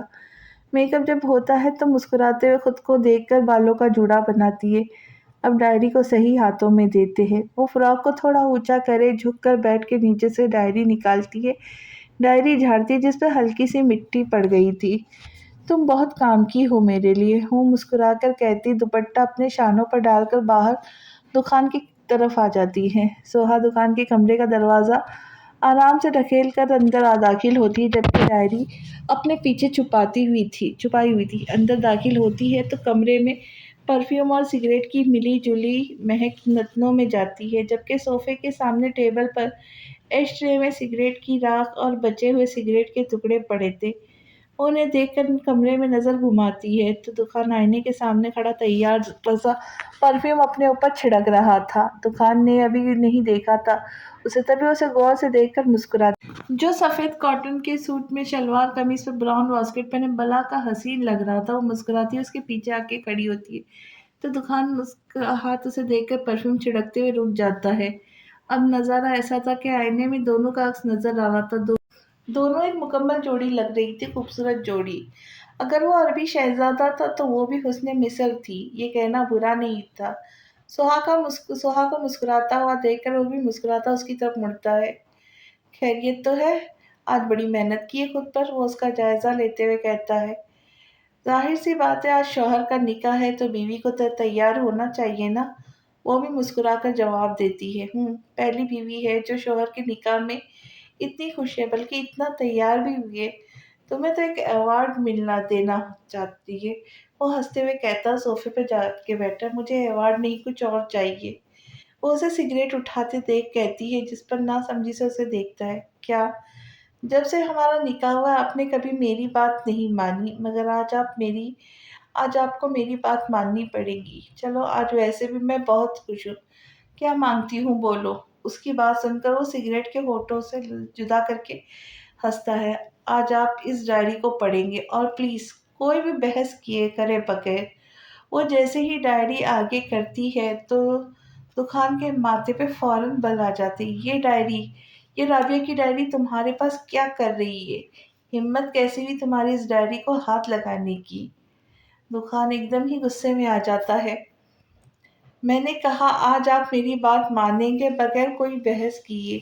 آج آپ یہ ڈائری پڑھیں گے اور جانیں گے کہ کیا سچ ہے اور کیا جھوٹ۔ یہ چھوڑ دے کہ ڈائری میرے پاس کیسے آئی۔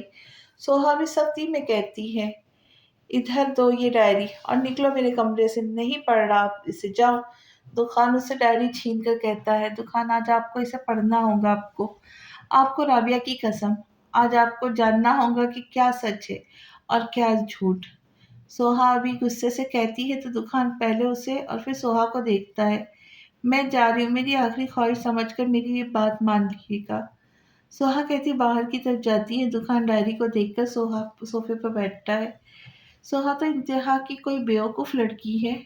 سوہا بانو بی کے ساتھ کھڑی سب مہمانوں کو مسکرا کے استقبال کر رہی تھی، جب بانو بھی کہتی، کیوں بانو بھی، میں نے کیا کیا؟ تجھے چاہیے تھا کل بارات والے دن سب کے سامنے بتاتی کہ دکان صاحب تیرے شوہر ہے، نکاح کے بعد بتانے کا کیا فائدہ؟ وہ اس لیے ایک ٹیبل پر بیٹھ کے کہتی ہے، بانو بھی ابھی میں دکان کو رابعہ کی ڈائری دے کر آئی ہوں، مجھے یقین ہے وہ ضرور پڑھے گا۔ اب آپ خود بتائیے، جب دکان کو ساری سچائی پتہ چلیں گی تو کیا وہ نکاح کر سکے گا؟ کیا اس کے اندر سب کے سامنے بیٹھنے کی ہمت ہوگی؟ یقیناً نہیں ہوگی۔ وہ بانو بی کو اپنے دل کی بات بتاتی ہے، مگر بانو بی کے ساتھ یہ بات ان کے پیچھے سے گزرتا عہد بھی سن لیتا ہے، اور وہ سنتے ہی دکان کے کمرے کی جانب جاتے ہیں۔ سوہا، مجھے آج تجھ سے بہت ڈر لگ رہا ہے، تو پہلے والی سوہا بن جانا۔ دوبارہ بانو بی اسے دیکھ کر کہتی ہے، جس کے چہرے سے مسکراہٹ ہی جدا نہیں ہوتی۔ نہیں بانو بی، پرانی سوہا تو اس دن لاہور میں دکان کے گھر کے اسٹور میں ہی مر گئی تھی۔ یہ جو ہے یہ کوئی اور ہے، اور اب پرانی سوہا کبھی نہیں آئے گی، کبھی بھی نہیں۔ سوہا کہتی کھڑی ہو کر زوہا کی طرف جاتی ہے، جو دلہن بنی بیٹھی تھی، جبکہ زمیش کو دکان کے آنے کے بعد لانا تھا۔ مگر خیر، میری محبت مجھے دوبارہ مل رہی ہے۔ بابا نے میرا رشتہ حالم سے طے کر دیا۔ میں گھر والوں کے سامنے تو منع کر رہی ہوں کہ مجھے روحان سے ہی کرنی ہے، تاکہ وہ بھی سمجھے کہ ہاں واقعی بچی روحان سے محبت کرتی تھی۔ آج میں بہت خوش ہوں، پرسوں میں حالم کے نکاح میں آ جاؤں گی، پھر سب ٹھیک ہو جائے گا۔ اب کشف سے کیا بدلا لوں؟ حالم تو اب میرا ہونے جا رہا ہے نا، اب مجھے شدت سے انتظار ہے جمعے کا۔ دکان آخری الفاظ پڑھ کر سن رہ جاتا ہے، جبکہ اب اس کے ہاتھ بھی کانپ رہے تھے۔ وہ جلدی سے ڈائری بند کر کے اسے سامنے ٹیبل پر پھینک کر ہونٹوں کو دانتوں سے کاٹتا ہے، جبکہ اس کا اب یہاں بیٹھنا مشکل ہو گیا تھا۔ آج اتنا بڑا سچ جو سامنے آ گیا تھا۔ وہ جلدی سے سگریٹ اٹھا کر اسے جلاتا ہوا ہونٹوں سے لگاتا ہے، جبکہ ماتھے پر آئی پسینے کو بھی ہاتھ سے صاف کرتا ہے۔ سگریٹ کو ہونٹوں سے لگاتا ہوا بھی اس کے ہاتھ کانپ رہا تھا، تبھی ہی دروازہ کھول کر اندر داخل ہوتا ہے۔ احد جب اندر آتا ہے تو اس کی نظر ٹیبل پر پڑی ڈائری اور دکان کے دھواں ہوتے چہرے پر جاتی ہے، تو اس کے چہرے پر طنزیہ مسکراہٹ آ جاتی ہے۔ تو فائنلی آج دکان درانی کو سچ پتہ ہی چل ہی گیا۔ کیسا لگ رہا ہے کبھی ہمارے منہ سے سنی ہوئی باتوں کو پڑھ کر، وہ بھی رابعہ کی لکھائی میں پڑھ کر؟ احد اس کے سامنے بیٹھ کر کہتا ہے، جو کچھ بولنے کے قابل ہی نہیں ہوتا۔ احد، یہ سچ ہے دکان، وہ سچ جو تو کبھی سننا نہیں چاہتا تھا۔ یہ وہ سچ ہے جو کبھی ہم تجھے کتوں کی طرح بتاتے تھے۔ یہ وہ سچ ہے جسے تو نے ہر بار جھوٹ کہا۔ احد سخت لہجے میں کہتا، اگر یہ سچ ہے تو پھر رابعہ مرنے سے پہلے روحان کا نام کیوں لے رہی تھی؟ کیوں وہ روحان کو بلا رہی تھی؟ دکان سگریٹ کو پھینک کر اس سے پوچھتا ہے، وہ روحان کو نہیں بلا رہی تھی، وہ تجھے منع کر رہی تھی جب تو اسے کہہ رہا تھا کہ میں تجھے روحان لا کر دوں گا۔ ہاں، وہ کہہ رہی تھی روحان، مگر وہ نفی میں سر بھی ہلا رہی تھی۔ احد کہتا، اس کا چہرہ دیکھتا ہے، دکان تو نے کبھی سچ سنا ہی نہیں، تو بتاؤ نا مجھے کیا سچ ہے؟ میں اب سننا چاہتا ہوں، اگر نہیں سنا تو مجھے کچھ ہو جائے گا۔ تو بتا مجھے کیا سچ ہے؟ دکان اس کی طرف منہ گھبراتے ہوئے کہتا ہے، تو بتانا شروع کر دیتا ہے، ڈائری کا تو نے پڑھ لیا، اب یہ سن۔ جب ہم لاہور سے واپس آ رہے تھے، رابعہ اس وقت چھت سے گری تھی، اور ہمارے آنے سے پہلے ہی یہ لوگ اسے ہاسپٹل لے کر جا چکے تھے۔ تب عدنان نے رابعہ کو کہتے سنا تھا، مجھے روحان نہیں حالم لا دو۔ وہ جب تک ہاسپٹل نہیں پہنچ گئی، اس کی زبان پر یہ دو نام تھے، روحان نہیں حالم۔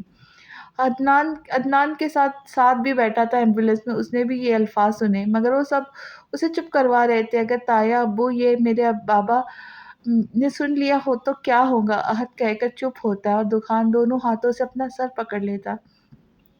وہ تجھے کہنا چاہ رہی تھی کہ روحان نہیں حالم، مگر ہم جب پہنچے اس وقت بہت دیر ہو گئی تھی۔ اس وقت اس کے منہ سے روحان کے علاوہ کچھ الفاظ ادا ہی نہیں ہو رہے تھے۔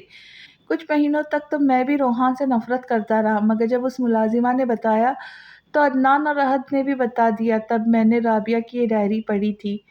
ہم نے تجھے بھی بتانا چاہا، مگر تو نے کچھ نہیں سنا۔ میں نے سوہا کے ساتھ بہت غلط کیا، وہ اٹک اٹک کر کہتا ہے، ہاں بہت زیادہ۔ اب سوہا تجھے کبھی معاف نہیں کریں گی، احد کہتا ہے، تو کھڑا ہو جاتا ہے۔ تو جا کر کہہ دے یہ سب کو کہ دکان نکاح نہیں کرے گا، میں تھوڑے دیر میں سب کو سچ سچ بتا دوں گا۔ وہ اپنی واسکوٹ اتار کر بیڈ پر پھینکتا ہے۔ کمرے میں اے سی چلنے کے باوجود اس کے ماتھے پر ننھے ننھے پسینے کے قطرے تھے۔ تیرا دماغ خراب ہے؟ وہاں زمیش دلہن بن کر بیٹھی، اور تو منع کر رہا ہے؟ ابھی چل میرے ساتھ، مولوی صاحب ابھی آ گئے ہوگے، سب انتظار کر رہے تیرا۔ احد اس کا ہاتھ پکڑ کے لے کر جاتا ہے، نہیں چھوڑ مجھے، میں نہیں کروں گا، میری بیوی بس سوہا ہے، تو کہہ دے جا کر۔ دکان کہتا ہے تو احد ہنس دیتا ہے، वो बीवी अब तेरे साथ नहीं रहेंगी, बहुत जल्द वो तुझसे अलग होने का सोच रही है। तो बेहतर यहीं कि चल मेरे साथ, अहद कहता ज़बरदस्ती उसे बाहर लेकर जाता है। और दुखान तो उसकी बात सुनकर कुछ बोल नहीं पाता। माशाअल्लाह बहुत प्यारे लग रहे चारू, दादी अहद, जोहा और जमीश इस दुकान को देखकर कहती है, जिस पर तीनों मुस्कुराते हैं सिवाय दुखान के, जिसकी नज़र सोहा को ढूंढ रही होती है, मगर फिर भी वो उसे एक जगह नजर आती है जो उसे ही देख रह कर मुस्कुरा रही थी। दुकान को समझ नहीं आ रहा था कि वो मुस्कुरा क्यों रही, क्या उसकी बेबसी पर या फिर वो उस पर तंज या मुस्कुरा रही थी कि सच पता चलने के बावजूद मैं निकाह कर रहा हूँ, मगर नहीं, इसकी आंख में आंसू है। हाँ, सोहा की आंख में आंसू है। दुकान उसकी आंखों से आंख में आंसू देख लेता है। दुकान उसे देखता रहता है मुसलसल। सोहा दोनों हाथ सीने पे बांधे दुकान को देख रही थी। वो मुस्कुरा रही थी, मगर न जाने क्यों उसकी आंख में आंसू आ गए थे। उसे खुद नहीं पता था कि क्यों। वो अभी यही सोच रही थी कि उसके सर में दर्द उठता है, वही जानलेवा दर्द, मगर अब ज्यादा था, सुबह से भी ज्यादा। ऐसा जो आज पहली बार था। दर्द की शिद्दत का अंदाजा चेहरे से भी लग रहा था। दुखान दुर्रानी, आपका निकाह जमीश बिन इब्रार से किया जाता है, क्या आपको कबूल है? मौलवी साहब कहते, मगर वो तो नहीं, उन्हें सुन ही नहीं रहा था। वो तो सोहा को देख रहा था, एब्रो सुकड़ के उसे देख रहा था कि इसे क्या हो रहा है, वो ऐसे क्यों सर को पकड़ रही है। मगर फिर सोहा के नाक से खून आता देख वो हैरान रह जाता है। सोहा जल्दी से अपना दुपट्टे से खून साफ करने की कोशिश करती है, मगर दर्द के साथ आज तो खून भी नहीं रुक रहा था। यही देखते ही वो आखिरी नज़र दुकान पर डालती है और फिर एकदम आंखों के आगे अंधेरा छा जाता है। दुखान, जवाब दे बेटा, दादी कहती है, और दुखान सोहा को गिरता देख फौरन उसकी तरफ भागता है, जिस पर सब हैरानी से उसे देखते हैं कि इसे क्या हुआ। मगर फिर जब सोहा पर जाती है तो सब उठकर उसकी तरफ जाते हैं। सोहा, सोहा, सोहा, क्या हुआ है? सोहा, आंखें खोलो सोहा। दुकान उसके पास बैठकर उसका चेहरा थपथपाता है, मगर सोहा तो कुछ सुन ही नहीं रही थी। वो उसकी नाक से खून आता देख उसके होठों से खून साफ करता है। दुखानी, क्या कर रहे हो? उठो आंटी, आप देखें इसे। आलम दुखान को यूं करता देख रुखसाना को कहता है, कोई हाथ नहीं लगाएगा इसे, पीछे हो जाओ। दुकान गुस्से से कहता है तो अनवर के माथे पे बल आ जाते। कौन है ये तुम्हारी जो तुम इतना कर रहे हो? बीवी है मोए मेरी, और कोई हाथ नहीं लगाएगा इसे। ये अल्फाज थे या किसी ने सूर फूकी थी कि सब अपनी जगह पर सुन्न होकर रह गए थे। अहद, गाड़ी निकालो, जल्दी देखो कि इसके कितना खून आ रहा है। दुखान सोहा को बाहों में उठाकर अहद से कहता है, जिस पर अहद सबको उसी हैरानी में छोड़कर दुकान के पीछे जाता है। सोहा, आंखें खोलो, देखो मुझे। दुखान उसका सर अपनी गोद में रखे मुसलसल कहता है तो सोहा थोड़ी सी आंखें खोले उसे देखती है। हाँ, बस आंखें बंद मत करना, मुझे देखो, मैं दुखान, सिर्फ तुम्हारा दुखान। सोहा, प्लीज आंखें बंद मत करना। दुखान किसी बच्चे की तरह सोहा की मिन्नत करता है, जिस पर सोहा उसकी बात सुनकर उसका हाथ अपने गाल से हटाती है। अहद उसकी बात सुनकर तंजिया हंसता है। उसकी हालत की जिम्मेदार भी तुम ही हो दुखान, ये जिस हाल में है ना, तुम हो जिसने इसे इस हाल में पहुंचाया। अहद गुस्से से कहता है, मगर दुखान कुछ नहीं कहता। वो अब भी सोहा की मिन्नत कर रहा था कि वो आंखें बंद ना करे। डॉक्टर, डॉक्टर, दुखान सोहा को उठाया हॉस्पिटल में आते ही एक वार्ड के बेड पर लिटाता है। डॉक्टर को आवाज़ें लगाने लगता है। तभी एक डॉक्टर अपने रूम से निकल कर आता है। ओह माय गॉड, नर्स, देखे इन्हें, आप फिक्र ना करें, हम देखते, आप बाहर जाए। डॉक्टर दुखान को बाहर की तरफ भेज कर कहते हैं, डॉक्टर प्लीज़, इसे कुछ नहीं होना चाहिए, प्लीज़ इसे बचा ले। दुकान हाथ जोड़कर डॉक्टर से कहता है। आहत उसे देखकर हैरान रह जाता है कि दुकान हाथ जोड़ रहा है। जी, हम देखते हैं इन्हें हुआ क्या है, आप फ़िक्र ना करें, डॉक्टर कहकर दुकान को बाहर निकाल देते और दुकान मरे कदमों से चलता सामने बेंच पर बैठ जाता। उसका सफ़ेद कॉटन का सूट अब सोहा के खून से रंग गया था, जबकि आंखें लाल और बाल अजीब तरह से बिखरे हुए थे। क्यों फ़िक्र कर रहा है उसकी तू? यही तो चाहता था कि वो तकलीफ़ में हो, उसे तकलीफ़ हो, तो क्यों कर रहा है उसकी फ़िक्र? तुझे तो खुशी मनानी चाहिए कि तेरा बदला पूरा हुआ। अहद उसे यूं बैठा देख कहता है, मगर वो कुछ नहीं बोलता, वो चुप रहता है। वो अपना दामन हाथ देखता है जहाँ सोहा का खून था। उसे क्या हुआ था? क्यों इतना खून उसकी नाक से निकल रहा था?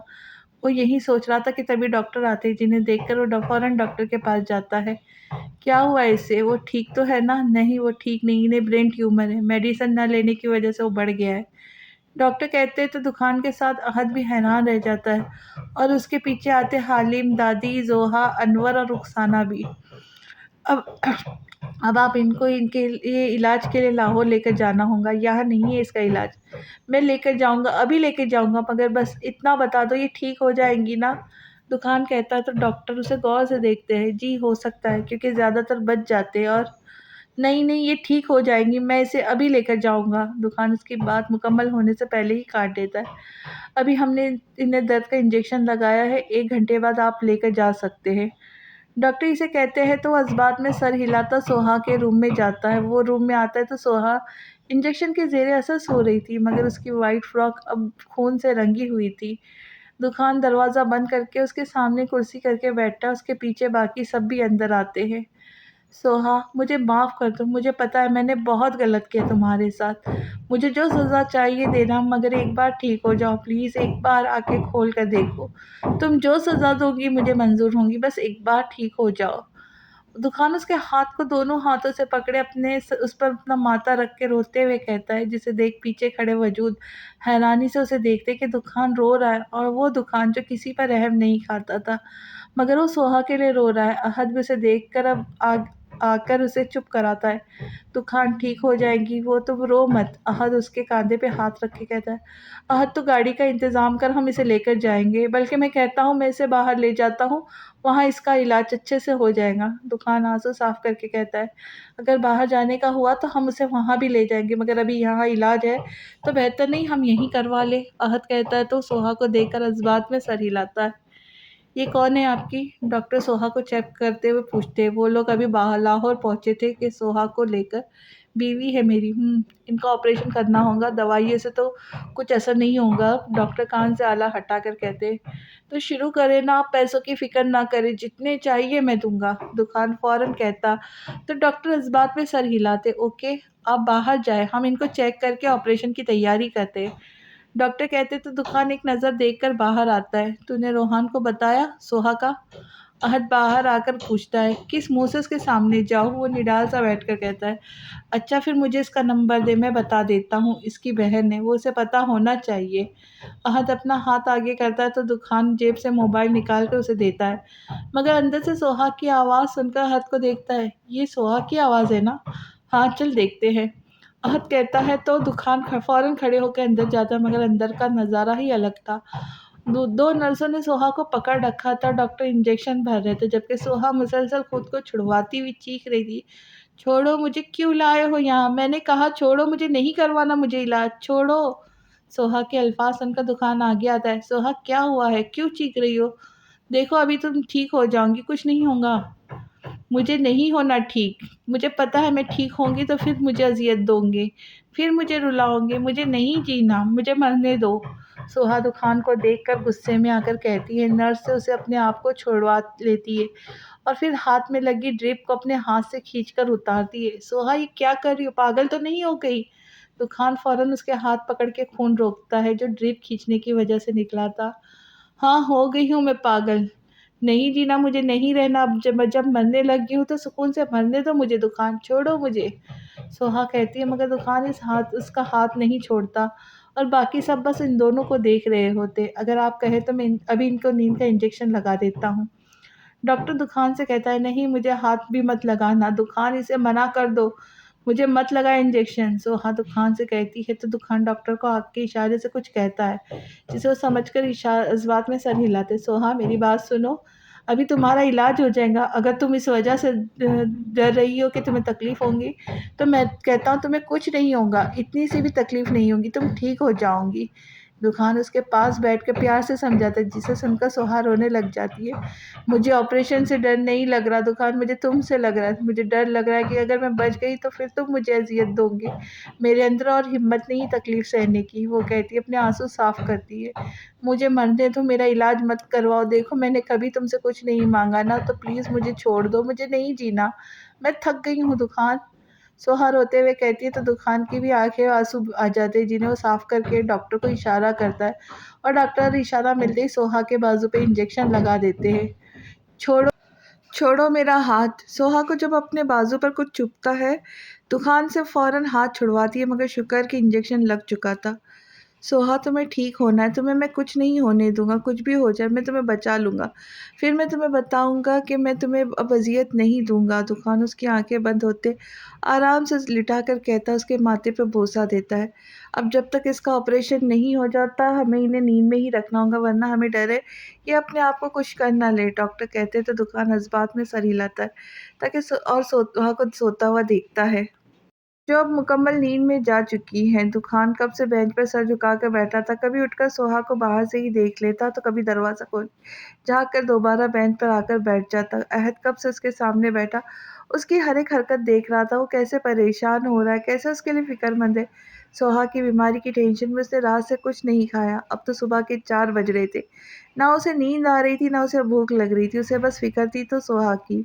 यहाँ तक कि उसने अपने कपड़े भी चेंज नहीं किए थे, वो दुखान तो नहीं लग रहा था, जिसके कपड़ों पर एक छोटा-सा चाय का धब्बा भी लग जाता तो पूरी हवेली सर पर उठा लेता था, कि आखिर उसके कपड़ों से पर धब्बा लग कैसे लगा। मगर अब यही दुखान सोहा के खून से रंगे कपड़ों में आराम से बैठा है, उसे ना गुस्सा आ रहा था, ना उलझन हो रही थी।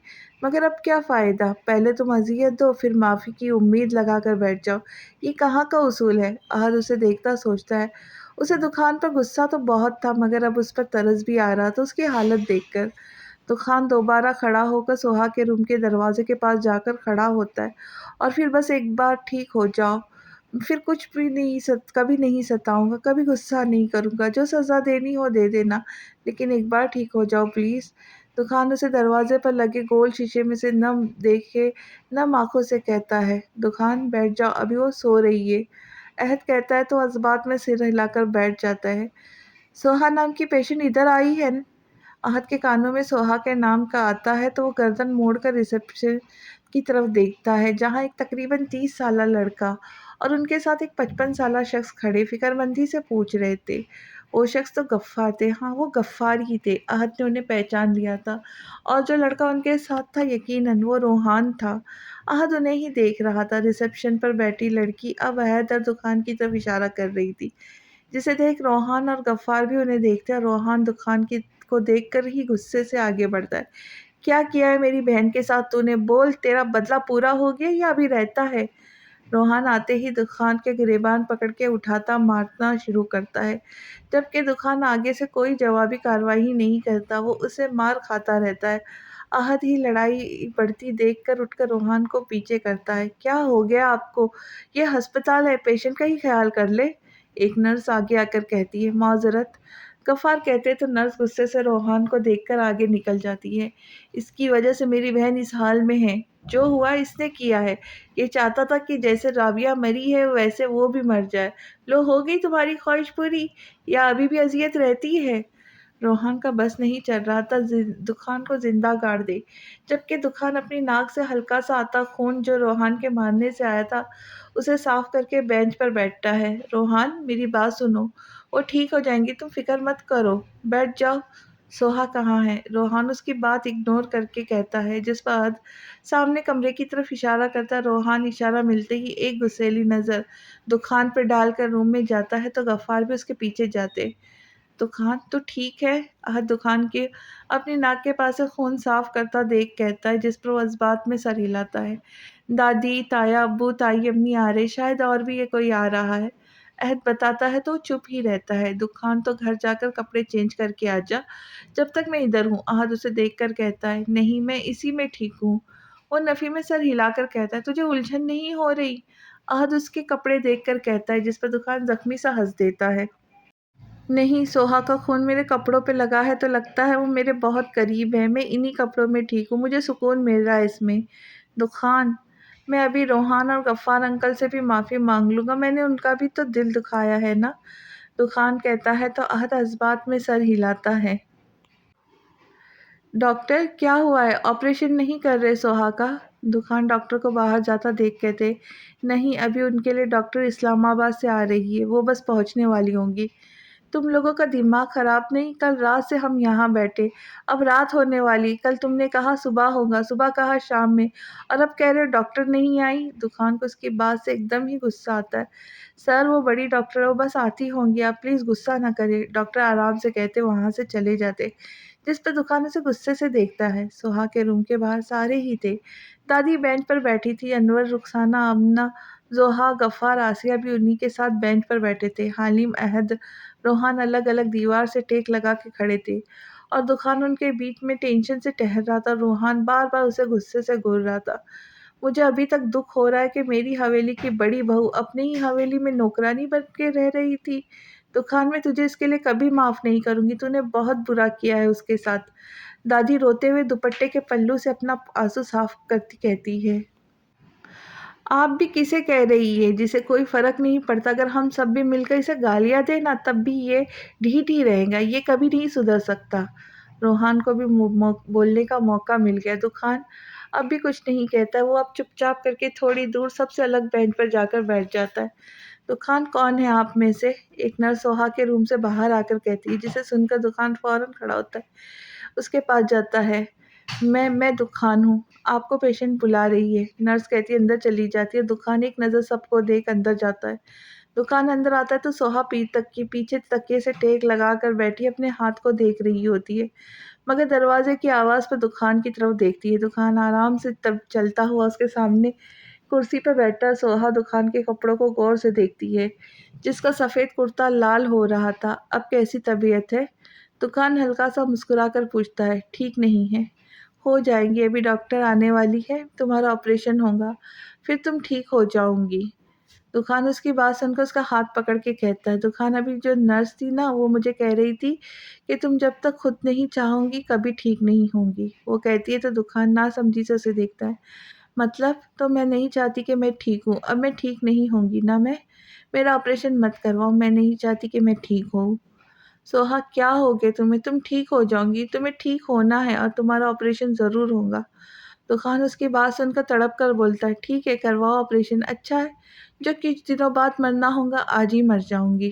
وہ اس سے اپنا ہاتھ چھڑوا کر بولتی ہے، اس نے بس ٹھان لی تھی، اسے اب نہیں جینا۔ سوہا کیوں کر رہی ہو ایسا؟ دکان تڑپ کر کہتا ہے، کیوں تکلیف ہو رہی ہے دکان رانی کو؟ تکلیف ہو رہی ہے، مجھے بھی ہوتی تھی، مجھے بھی ایسی ہی تکلیف ہوتی تھی جب تم مجھے نظر انداز کرتے تھے، اپنی بہن کا بدلہ مجھ سے لیتے تھے، مجھے بھی ایسی ہی تکلیف ہوتی تھی جب میں چاہتی تھی کہ دکان بھی مجھ سے میری طرح محبت کرے، مگر تم محبت کے بدلے نفرت دیتے تھے، تو مجھے بالکل ایسی ہی تکلیف ہوتی تھی، بلکہ اس سے زیادہ۔ سوہا روتے ہوئے غصے سے کہتی ہے۔ سوہا ترس کھا لو مجھ پر، دکان نم آنکھوں سے کہتا ہے۔ تم نے کھایا تھا ترس مجھ پر؟ جو میں کھاؤں؟ میں بھی ایسی ہی آئی تھی نا تمہارے پاس، تم کیوں بھول رہے ہو کہ تم نے مجھے کتنا تنگ کیا، کتنا رلایا؟ مجھے بارش والی رات بھول گئے کیا؟ اور وہ چھپکلی، وہ یاد نہیں؟ نوکرانی تک بنایا مجھے، کیا کیا یاد دلاؤں میں تمہیں؟ دکان بولو کیا کیا؟ اس کے بعد میرے اندر ہمت نہیں کہ میں تمہیں معاف کروں، پھر یہ ترس کھاؤ تم پر۔ سوہا روتے روتے کہتی ہے، اور دکان کسی مجرم کی طرح سر جھکا کر بیٹھا ہوتا ہے۔ ہاں وہ مجرم ہی تو تھا، سوہا کا۔ میں تم سے معافی نہیں مانگ رہا، کیونکہ میں نے جو کیا وہ معافی کے قابل نہیں۔ تم مجھے ساری زندگی معاف مت کرنا، چاہے ترس بھی مت کھاؤ، پر مرنے کی بات مت کرو۔ تم مجھے جو سزا دوں گی نا مجھے منظور ہے، میں اف تک نہیں کروں گا، تمہاری سزا مجھے قبول ہے، پر پلیز مرنے کا مت کہو۔ دکان کسی بچے کی طرح اس کی منت کر رہا تھا۔ تمہاری سزا میری موت ہے، ساری زندگی پچھتاؤں گے، روؤں گے، تب تمہیں کبھی سکون نہیں آئے گا دکان رانی، یہی تمہاری سزا ہے۔ سوہا چیخ کر کہتی ہے، جس پر دکان روتے ہوئے نفی کرتا ہے، نہیں سویا، یہ نہیں، کوئی اور سزا دے دو، یہ نہیں، اس کے علاوہ جو سزا دینا چاہتی ہو دے دو، مگر تمہاری نہیں نہیں، یہ نہیں، دکان کہتے کہتے خود ہی نفی میں کرتا ہے۔ اگر سزا مجرم کی مرضی کی ہو تو سزا تھوڑی ہی ہوتی، وہ تو بس تھوڑی سی تکلیف ہوتی ہے، مگر میں تمہیں تکلیف نہیں دوں گی، میں تمہیں سزا دوں گی، سزا وہ جو اذیت ناک ہو۔ کبھی سنا ہے کسی مجرم کو اس کی پسند کی سزا دی گئی؟